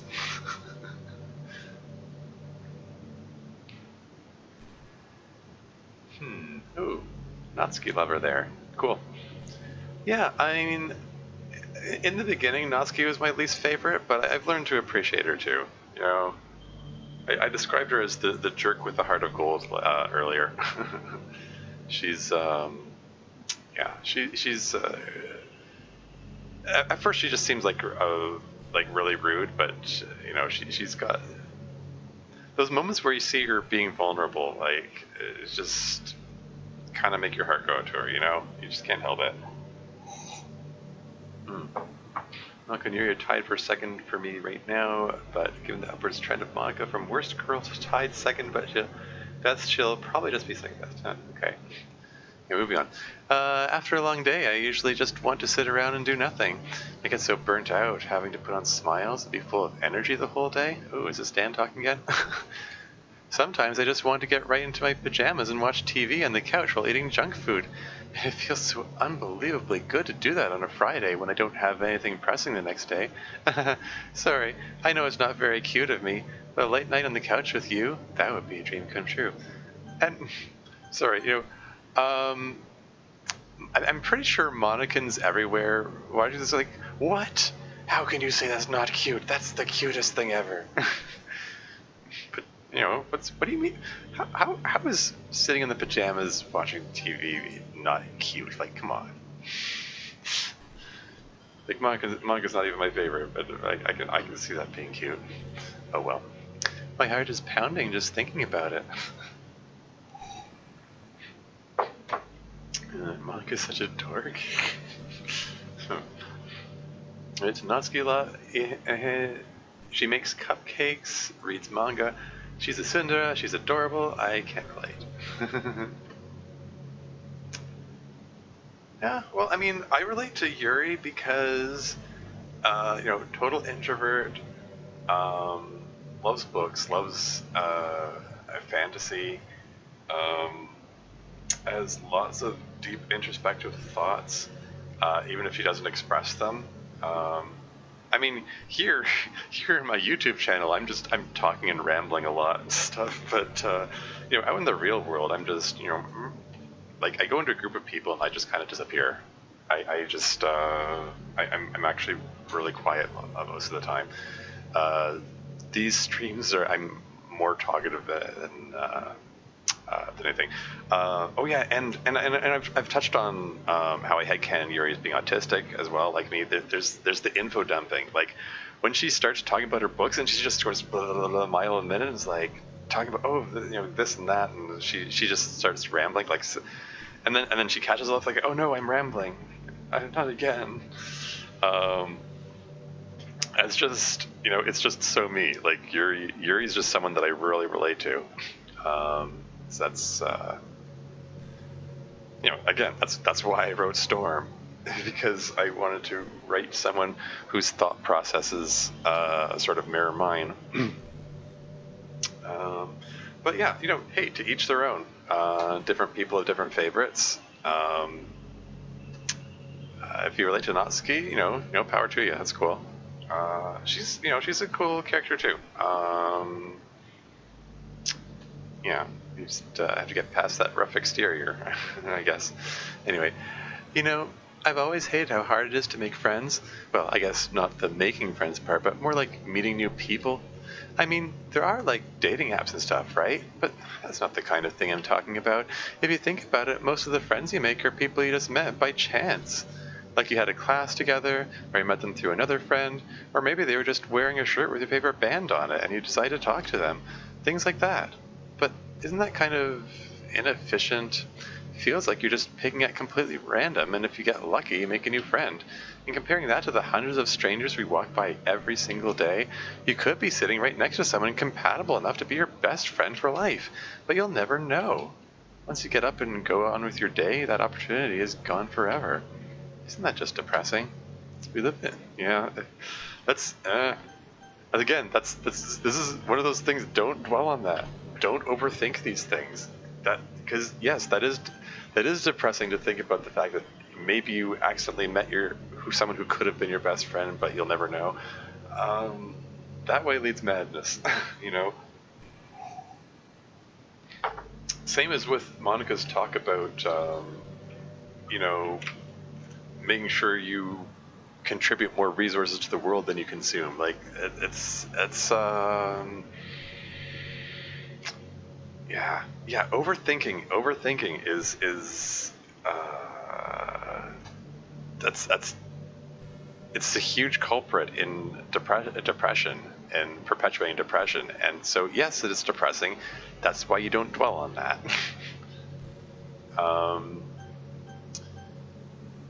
But yeah, I don't know. I mean, I have heard, in addition to dating apps, there are apps which help you find like platonic friends or just, finding people to talk to and get to know them.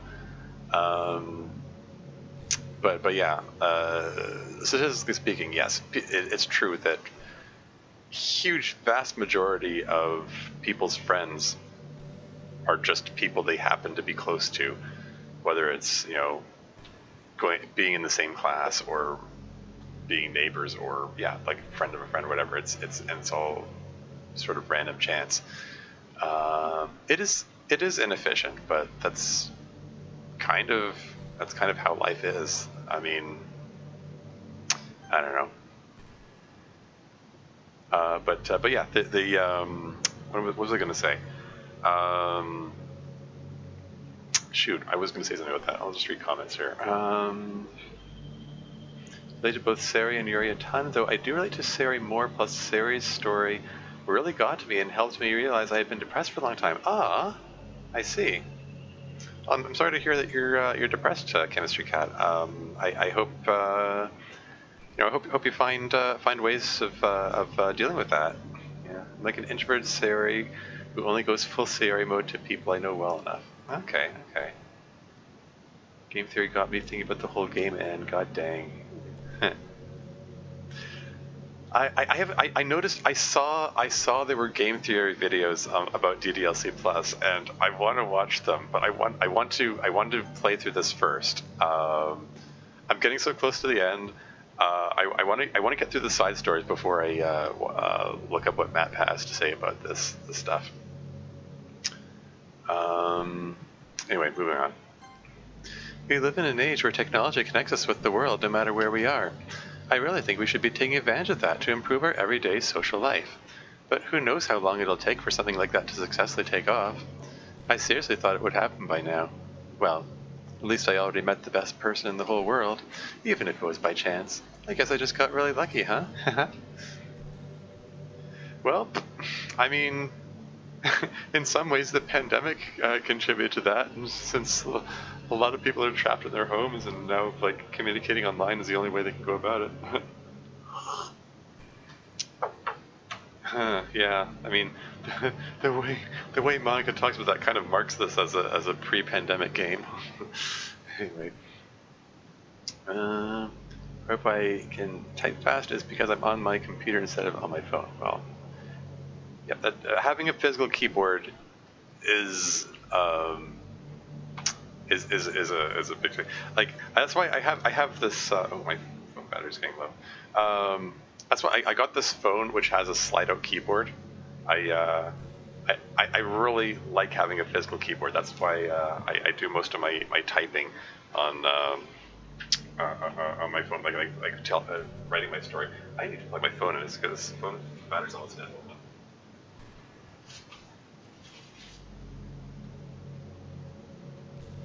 I'll be back in a second. This is later here. Probably should have be right back, so I know. Oh well. I haven't actually left the room, I'm just talking. I don't even know if the mic can pick me up at this distance. Could you hear any of that? Could you hear any of that? I don't know if the mic could pick it up. I was just plugging my phone in. Anyway. This has become mass. Yeah, just sort of went in that direction. I mostly want to see if there's any new content because there have been at least a few. There have been a few of these little monologues that were new. I don't recognize them springing from the original game. Anyway, let's try to get through this, and I don't think I'm going to be getting to the end of the game tonight, but hopefully next session I'll get to the side stories. 68k words in the draft alone. Hey, cool. Keep up that progress. Moving on. This is pretty random, but I always thought spicy food was kind of funny. Like, didn't plants evolve to be spicy to prevent them from being eaten? I read somewhere that humans are the only species that actually enjoy spicy things. It's almost like we're making fun of the plants, using their defense mechanism to literally make our food more enjoyable. Like, imagine... Okay. Did Monica, Literature Club president, just misuse the word literally? I thought better of you, Monica.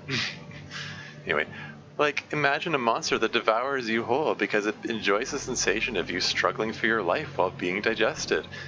Sorry, that was kind of a weird analogy, I guess. It just came into my head. I'm not a monster or anything, but you're so cute I could eat you up. I'm joking. Gosh, I'm amusing myself a little too much, aren't I? Sorry for being weird. That's really interesting. That's the kind of comment that makes me like Monica more, actually, because she's got some dark sensibilities.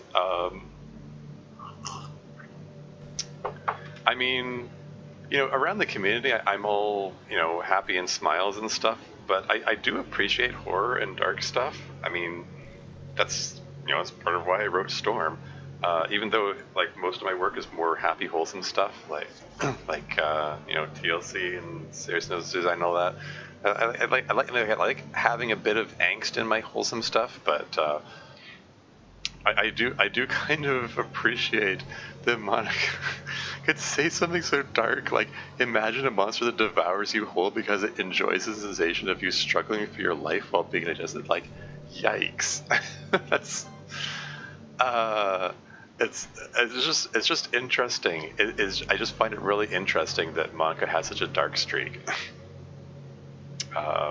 And I think that's an important part of her character to keep in mind when writing for her, that she does have this darkness in her. She does have this morbid curiosity. She does have this. She, on some level, enjoys watching people suffer. Like seeing she watched Sayori hang herself, and described it offhandedly in this. Some pretty horrible details, and still made a joke about it. Aha, you left her hanging. What a funny joke, Like, she's got this really morbid, dark sense of humor. She put it in perspective. Like, she made that she left her hanging joke after watching Sayori die. Like, yikes. Yeah, anyway, me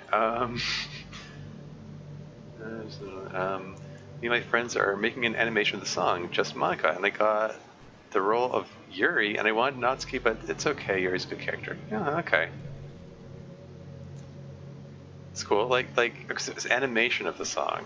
When you say do the role, like, you're actually gonna be singing the song, or what? Either way, that's pretty cool. That sounds like a fun little project. Just Monica is a good song. So this is I've even made Sayori liked by the main antagonist. Well, not liked. They just tell her off and whatnot when she's around. So they probably got a soft spot for her. Monica's a dork with a morbid sense of humor. She's a pretty fun character. Yeah. The way of writing her character, like in terms of like fan fiction and mods, it's pretty wide open. There's a lot you can do with her character because there isn't a whole lot established about her, but yeah, there's touches like that they make her more interesting to me, I think. And the worst bit is that they're making me make the animation. I love them, but I hate them. Well, I mean, I hope you get some enjoyment out of it. It does sound like a fun project. Good luck with it. Moving on. It's been a while since we've done one of these, so let's go for it. Here's Monica's writing tip of the day. Sometimes when I talk to people who are impressed by my writing, they say things like, I could never do that. It's really depressing, As someone who loves more than anything else to share the joy of exploring your passions, it pains me when people think that being good just comes naturally. That's how it is with everything, not just writing.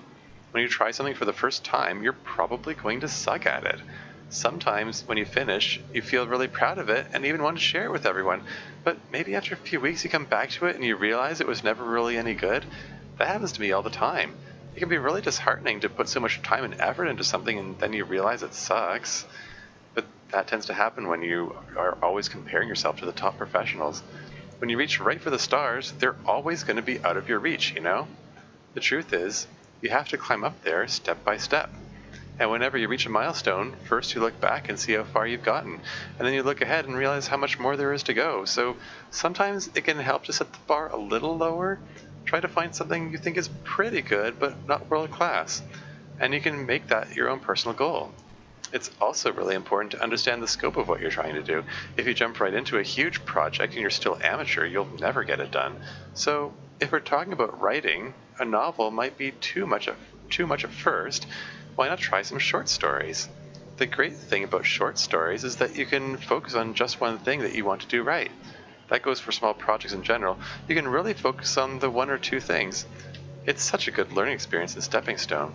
Oh, one more thing. Okay, she's really rambling on for this one.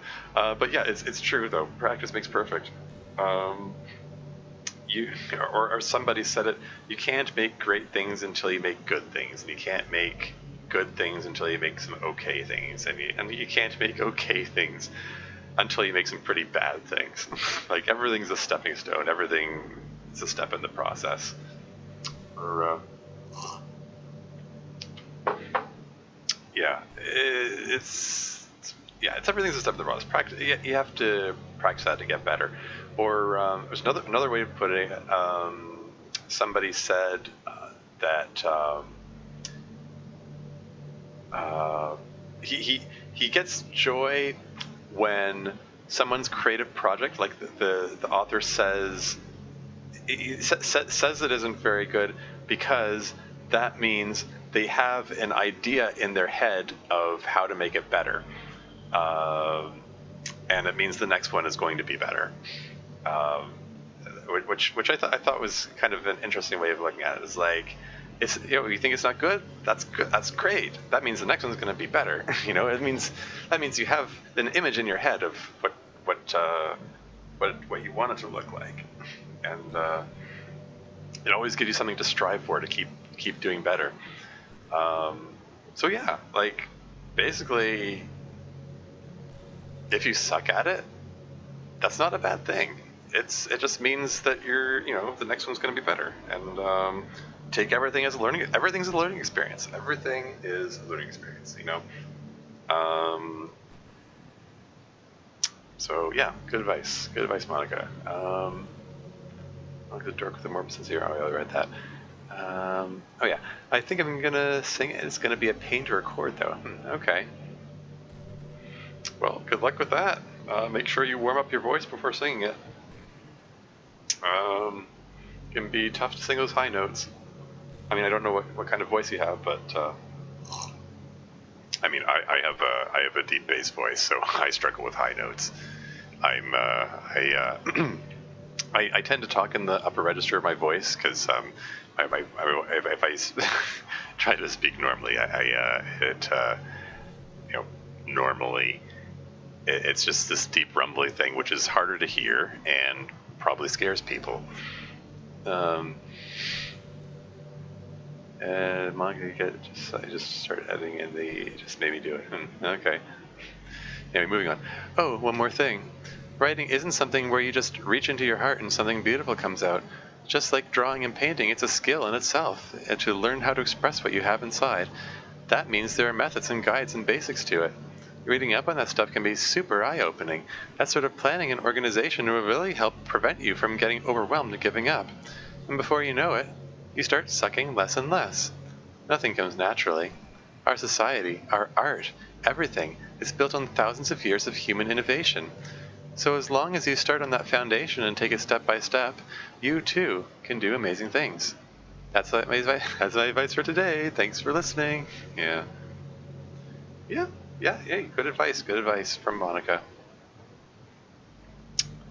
How much longer am I going to go into this? We're approaching the 2-hour mark. I should probably wrap it up by then, especially since I started later than usual. Usual. My stream schedule's all over the place. I seem to get the best results when I start this thing at midnight, and I started like after 1 a.m. today. But yeah, I'm probably going to wrap this up when I hit the 2-hour mark, which means that I'm going to have to, because she still does have a lot more interesting topics. Like, I'm not seeing repeat topics yet. I mean, there was one repeat topic right at the beginning, but other than that, she's still coming up with new material. So I'm going to keep going, see what else she's got to say. I was like, boy, let me at least practice. Yeah. And here we go. Here's some more fodder for fan fiction. Hey, do you know I'm vegetarian? I don't mean that like I'm bragging or anything. I just thought you'd enjoy a fun fact about me. I decided to start a couple years ago after learning more about Earth's climate. The carbon footprint of cultivating livestock is just unbelievable. Anyway, I decided it's not much of a personal sacrifice to just stop contributing to that whole mess. Yeah, that's true, by the way. If you there was an XKCD comic which put things in perspective. It talked about the biodiversity of the world. It shows because they uh-oh. OBS disconnected, reconnecting. Uh-oh. Reconnection successful. Oh, did I get disconnected there for a bit?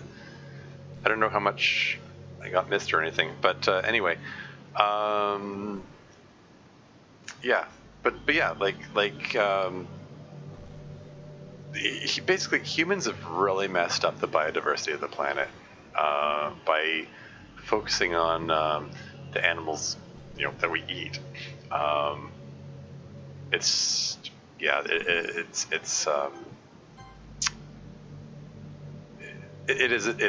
contributing the whole mess. It is a bit of a mess. Moving on. What, is that so strange of a reason? Well, I guess a lot of people are more concerned about it being inhumane and all that. Yeah, it's an interesting aspect of Monica's character that that's true. Like most people who are vegetarians, they say they say they're vegetarian because they don't want to hurt the animals. They don't want to eat the animals. They rather have plants. Like for me, I mean, I would have difficulty giving up meat. It's yeah, I don't know. Like I feel like I'm already pretty skinny as it is. I mean, I have difficulty putting on weight, and that's just my metabolism, the way my body works, I guess. I mean, okay, maybe in more recent years I've been able to put more weight on than before, but yeah, like I would have trouble giving up meat. Yeah, and which is a naughty moral ethical issue when you find out about like how animals are treated in captivity. It's depressing. But this is an interesting angle to take on it. Not just that oh no, it's not nice for the animals, but the fact that it's being concerned about how we're messing up the biodiversity of the planet, and also affecting the carbon footprint. That's that's a whole other issue.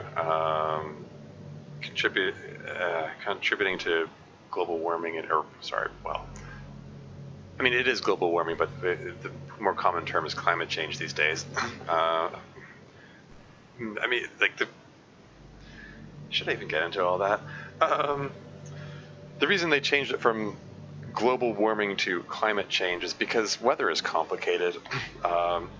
Yes, overall the global temperature is rising, but that's caused some unpredictable weather effects, like melting ice in the polar ice caps has caused water currents to change, and specifically like cold water flows to places where it didn't before, and so some places, even though the overall temperature is going up, some places get colder. So that confuses people who are saying, like, how is this global warming if some places are getting colder, and it's really the overall average temperature is going up. But we use just climate change as the all-encompassing term for that. Sorry, there's more stuff here. It's like, I just gotta go buy a nice YouTuber. Wish me luck with the video. Yes, thank you for dropping by. Fun time, Afton. Thanks for dropping by the stream. And yes, good luck with your video. It sounds like a fun project. So it says eating meat has been part of our society dating back to the earliest humans. Yep. My metabolism is kind of scary too. I used to be able to eat whatever I wanted without getting weight. Now it's a bit slower, but a simple diet change in April made me drop from 210 to 200 in a month. Hey, cool. That's cool. I don't even know how much I weigh. I've got a scale, but I haven't used it in forever. I should probably check that. I'm curious. Anyway, moving on. I don't really care as much about that part. It's weird, like we only care about killing the things that we personally relate to as a species. Most people are fine with killing bugs because they're icky, And of course, we all kill billions of microorganisms daily without even giving it thought. But suddenly, if they're just a little bit bigger, it's murder. I mean, what if plants feel some kind of pain too, and we just don't understand it? Yeah, you know what? Funny you mentioned that, Monica. Like, I was doing some cooking not too long ago, and I had some onions that I was chopping up, and like the onions, despite being in or was it garlic? I don't know. I was chopping something up. Despite the fact that they were in a plastic bag. So okay, they're in a plastic bag, so there's no atmosphere in there, and they're in the fridge, so they're chilled, which would slow down the metabolism of anything. It was still growing, and it was in darkness too, because it's in the fridge. So it's like, and it's just kind of trippy to me that like when I'm chopping up, I'm seeing this evidence that this is a living thing that I'm cutting into. Like if I'm cutting a piece of meat, at least I'm cutting something dead. Like it's I don't know. Like cutting up onions, like I feel like I'm cutting into a living thing, and it's just maybe it doesn't feel pain, but it feels kind of weird to me. Eating meat is natural for humans. The amount we waste from animals and the processes we use to grow and kill domestic livestock are the issue. Yeah, there's so much wastefulness in all of that.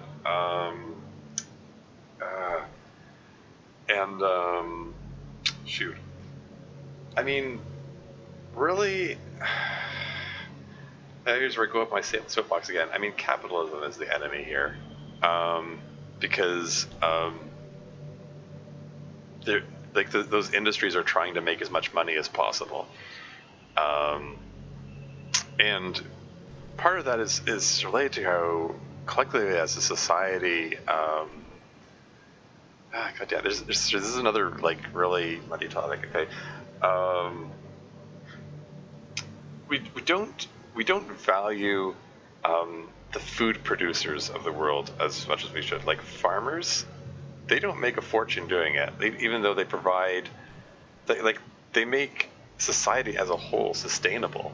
You know, like people who work on farms or ranches or whatever to raise the food that we eat, that you find in your grocery stores and restaurants and whatever. There's like they're professions which are necessary to the survival of the human species, and yet like they don't get very well rewarded for that, so they have to cut corners, and that's where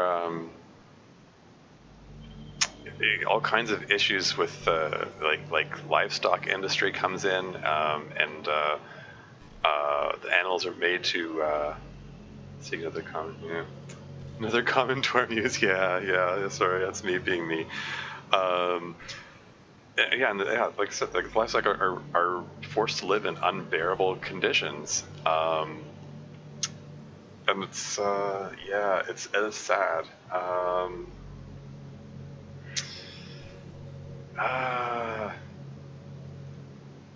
I kind of generally wish society was organized differently, so that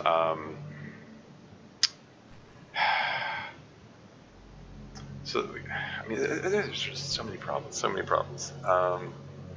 Like, I get why capitalism exists in general. Like, I get it.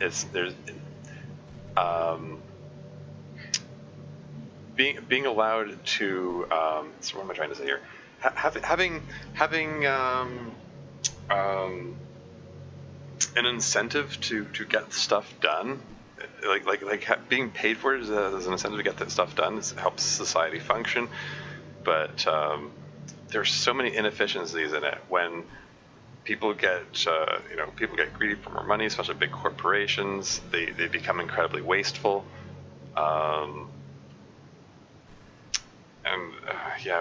like the system needs more checks and balances, and unfortunately, and like governments should be those checks and balances, and they too frequently are not.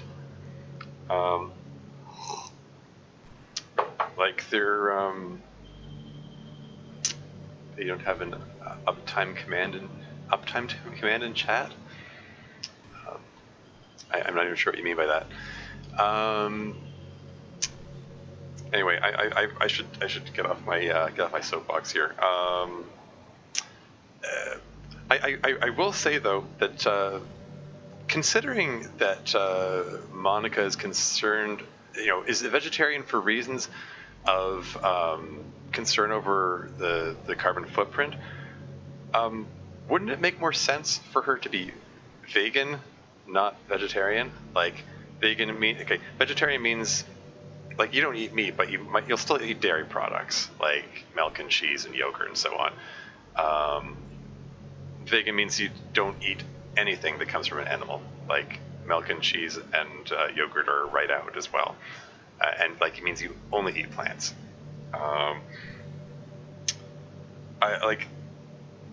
Shouldn't she be vegan? Because not vegetarian, because if you're still consuming like milk products, you still have to have like dairy farms and keep all the cows around anyway. Time command is the command that checks how long you've been streaming for. Okay. Well, I mean, it displays on the on OBS. It's 2 hours, 2 hours, 5 minutes, and 57 seconds, 58 seconds, 59 seconds. Enjoy the commentary and understand it as a terminal rambler myself. Yes, that's right. My rambling is incurable. It's a terminal case, but I will wrap it up soon. I just want to finish this thought. Yeah, I feel like Monica should have been vegan, however you pronounce it, rather than vegetarian. Oh well. You gave her dog a vegan diet. That you don't do that. Dogs are, I mean, they're omnivorous to a point. They can take some plant materials, but they need meat in their diet. Their bodies are not designed to process that. Dogs will not get the nutrients they need if you don't give them meat. You can't, like dogs and cats, they need meat in their diet, especially cats. Cats are explicitly carnivores.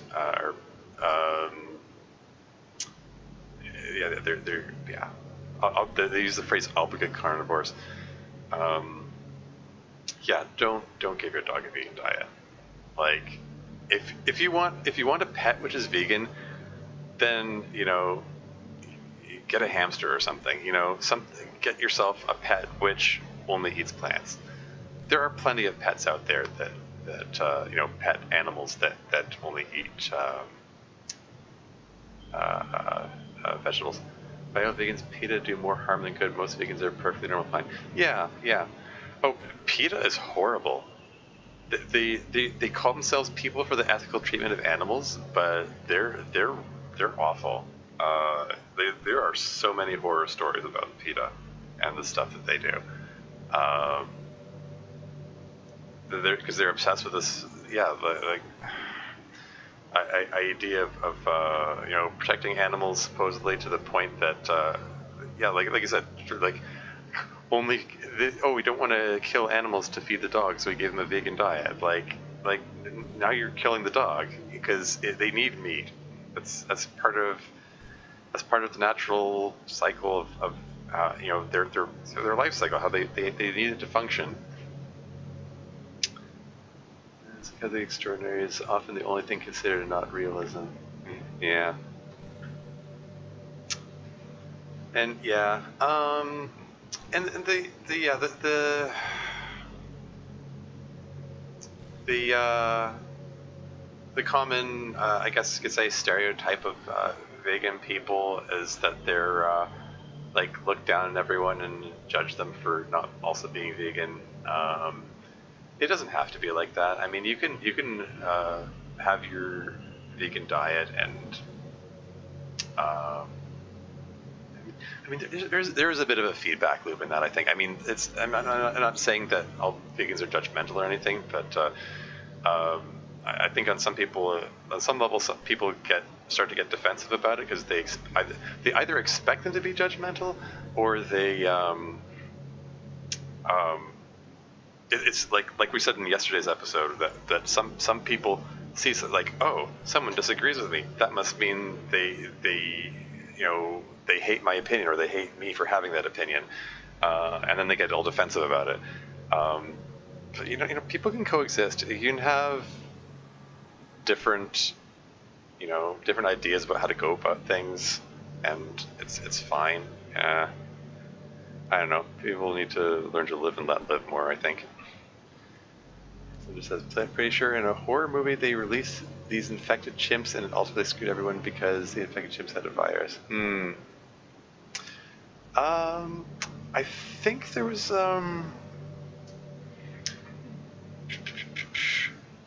wasn't that the plot of 28 Days Later, or am I mixing them up? Maybe it was a different movie. I think that does sound familiar though. I think there was a movie like that. Anyway, let me just finish off this thing here. I mean, what if plants feel some kind of pain too, and we just don't understand it?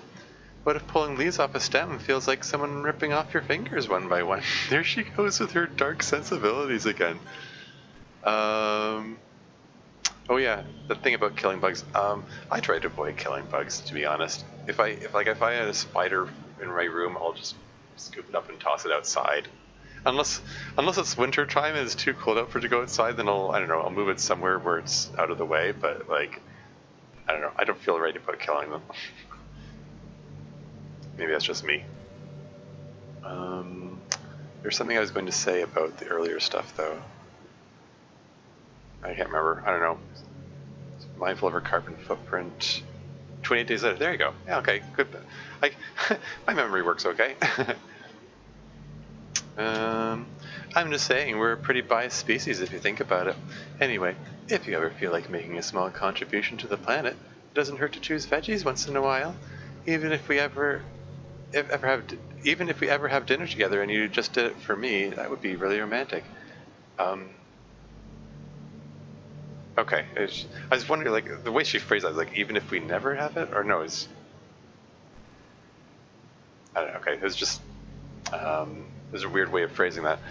That would be really romantic. Okay, and I've seen people in the mass fandom act on that too, and say, here's my veggie dinner that I'm having in front of Monica. Anyway. I think this is enough for this day. The next chance I get, as soon as the settings menu comes up again, I'm going to exit. I'll see if there's any new content that popped up. Probably not. But I think, yeah, I'm going to... Yes, on that note, exit DDLC.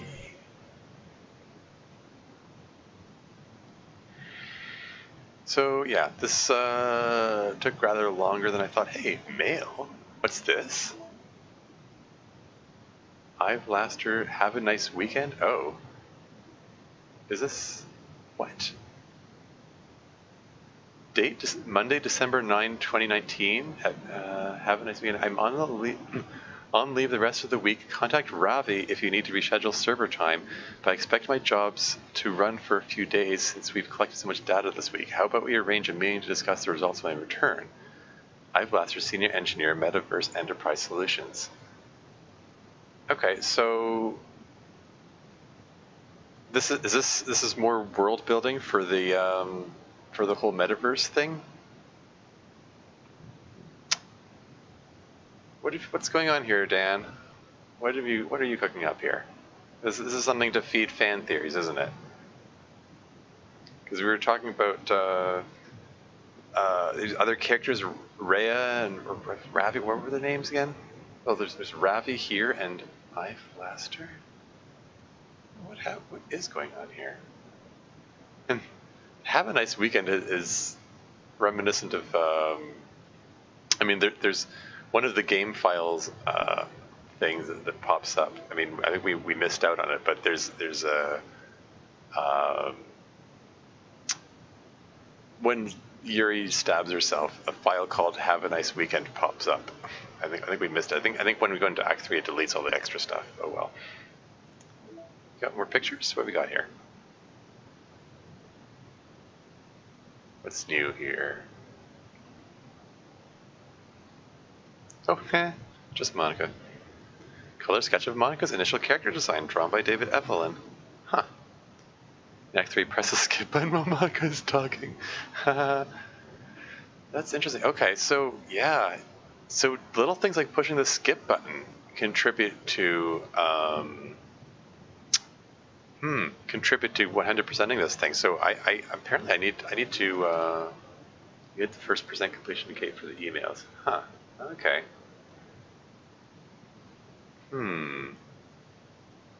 Hey, here we go. Artwork drawn by Satchley to celebrate Valentine's Day in 2018. Was that really 2018? I thought it was more recent than that. Listen to at least 15 of Monica's monologues. The money logs, you might say. This is cute, like a little Yuri Natsuki in the background there. But yeah, this picture spawned a lot of fan art of Monica in that outfit. And she's got her coffee, I think. No, it's got a spoon in it, so, well, I mean, it could be either coffee or tea, I suppose. I mean, I imagine it's, the spoon is just stirring like cream and sugar into a coffee. That would be typical. That's. Oh, and there's a little card which is signed Monica, Sarah, Yuri, and Natsuki. I don't know. It's cute. Okay, so yeah, we still managed to unlock some content. 2018, 2019 was the Chibis, right? Okay. 2020 didn't have anything. This year had a poem, if I recall correctly. Yeah, probably. I'd have to check into that. But anyway, yeah. Okay, so it's taking longer than I thought to get through all of Monica's monologues. Partly because of my rambling and getting on my soapbox and stuff. Oh well. I guess in the next episode I'll be doing more of the same. Yeah. So, okay, so I guess I'm not going to get to the side stories just yet. Maybe I'll get to next episode. Maybe there'll be another 2-hour episode of Monica rambling. Who knows? We'll see. We'll see. But yeah. There's some neat stuff in there. I mean, as I expressed, I don't necessarily 100% agree with everything that Monica said. But there's some interesting insights into her character, into the world building, insight into Dan's character for that matter, as far as I'm concerned. Like the fact that he's able to come up with these insights, I think kind of speaks to his own experiences, his own life experiences, his own mental health experiences. And that's a bit interesting in itself to me. So you see what you think of the character modes and side stories. I'm excited about that too. I'm looking forward to it. I mean, I'm content to take a little longer to get there and see other content along the way. But yeah, that'd be cool. Yeah, we'll continue with more Monica tomorrow, I guess.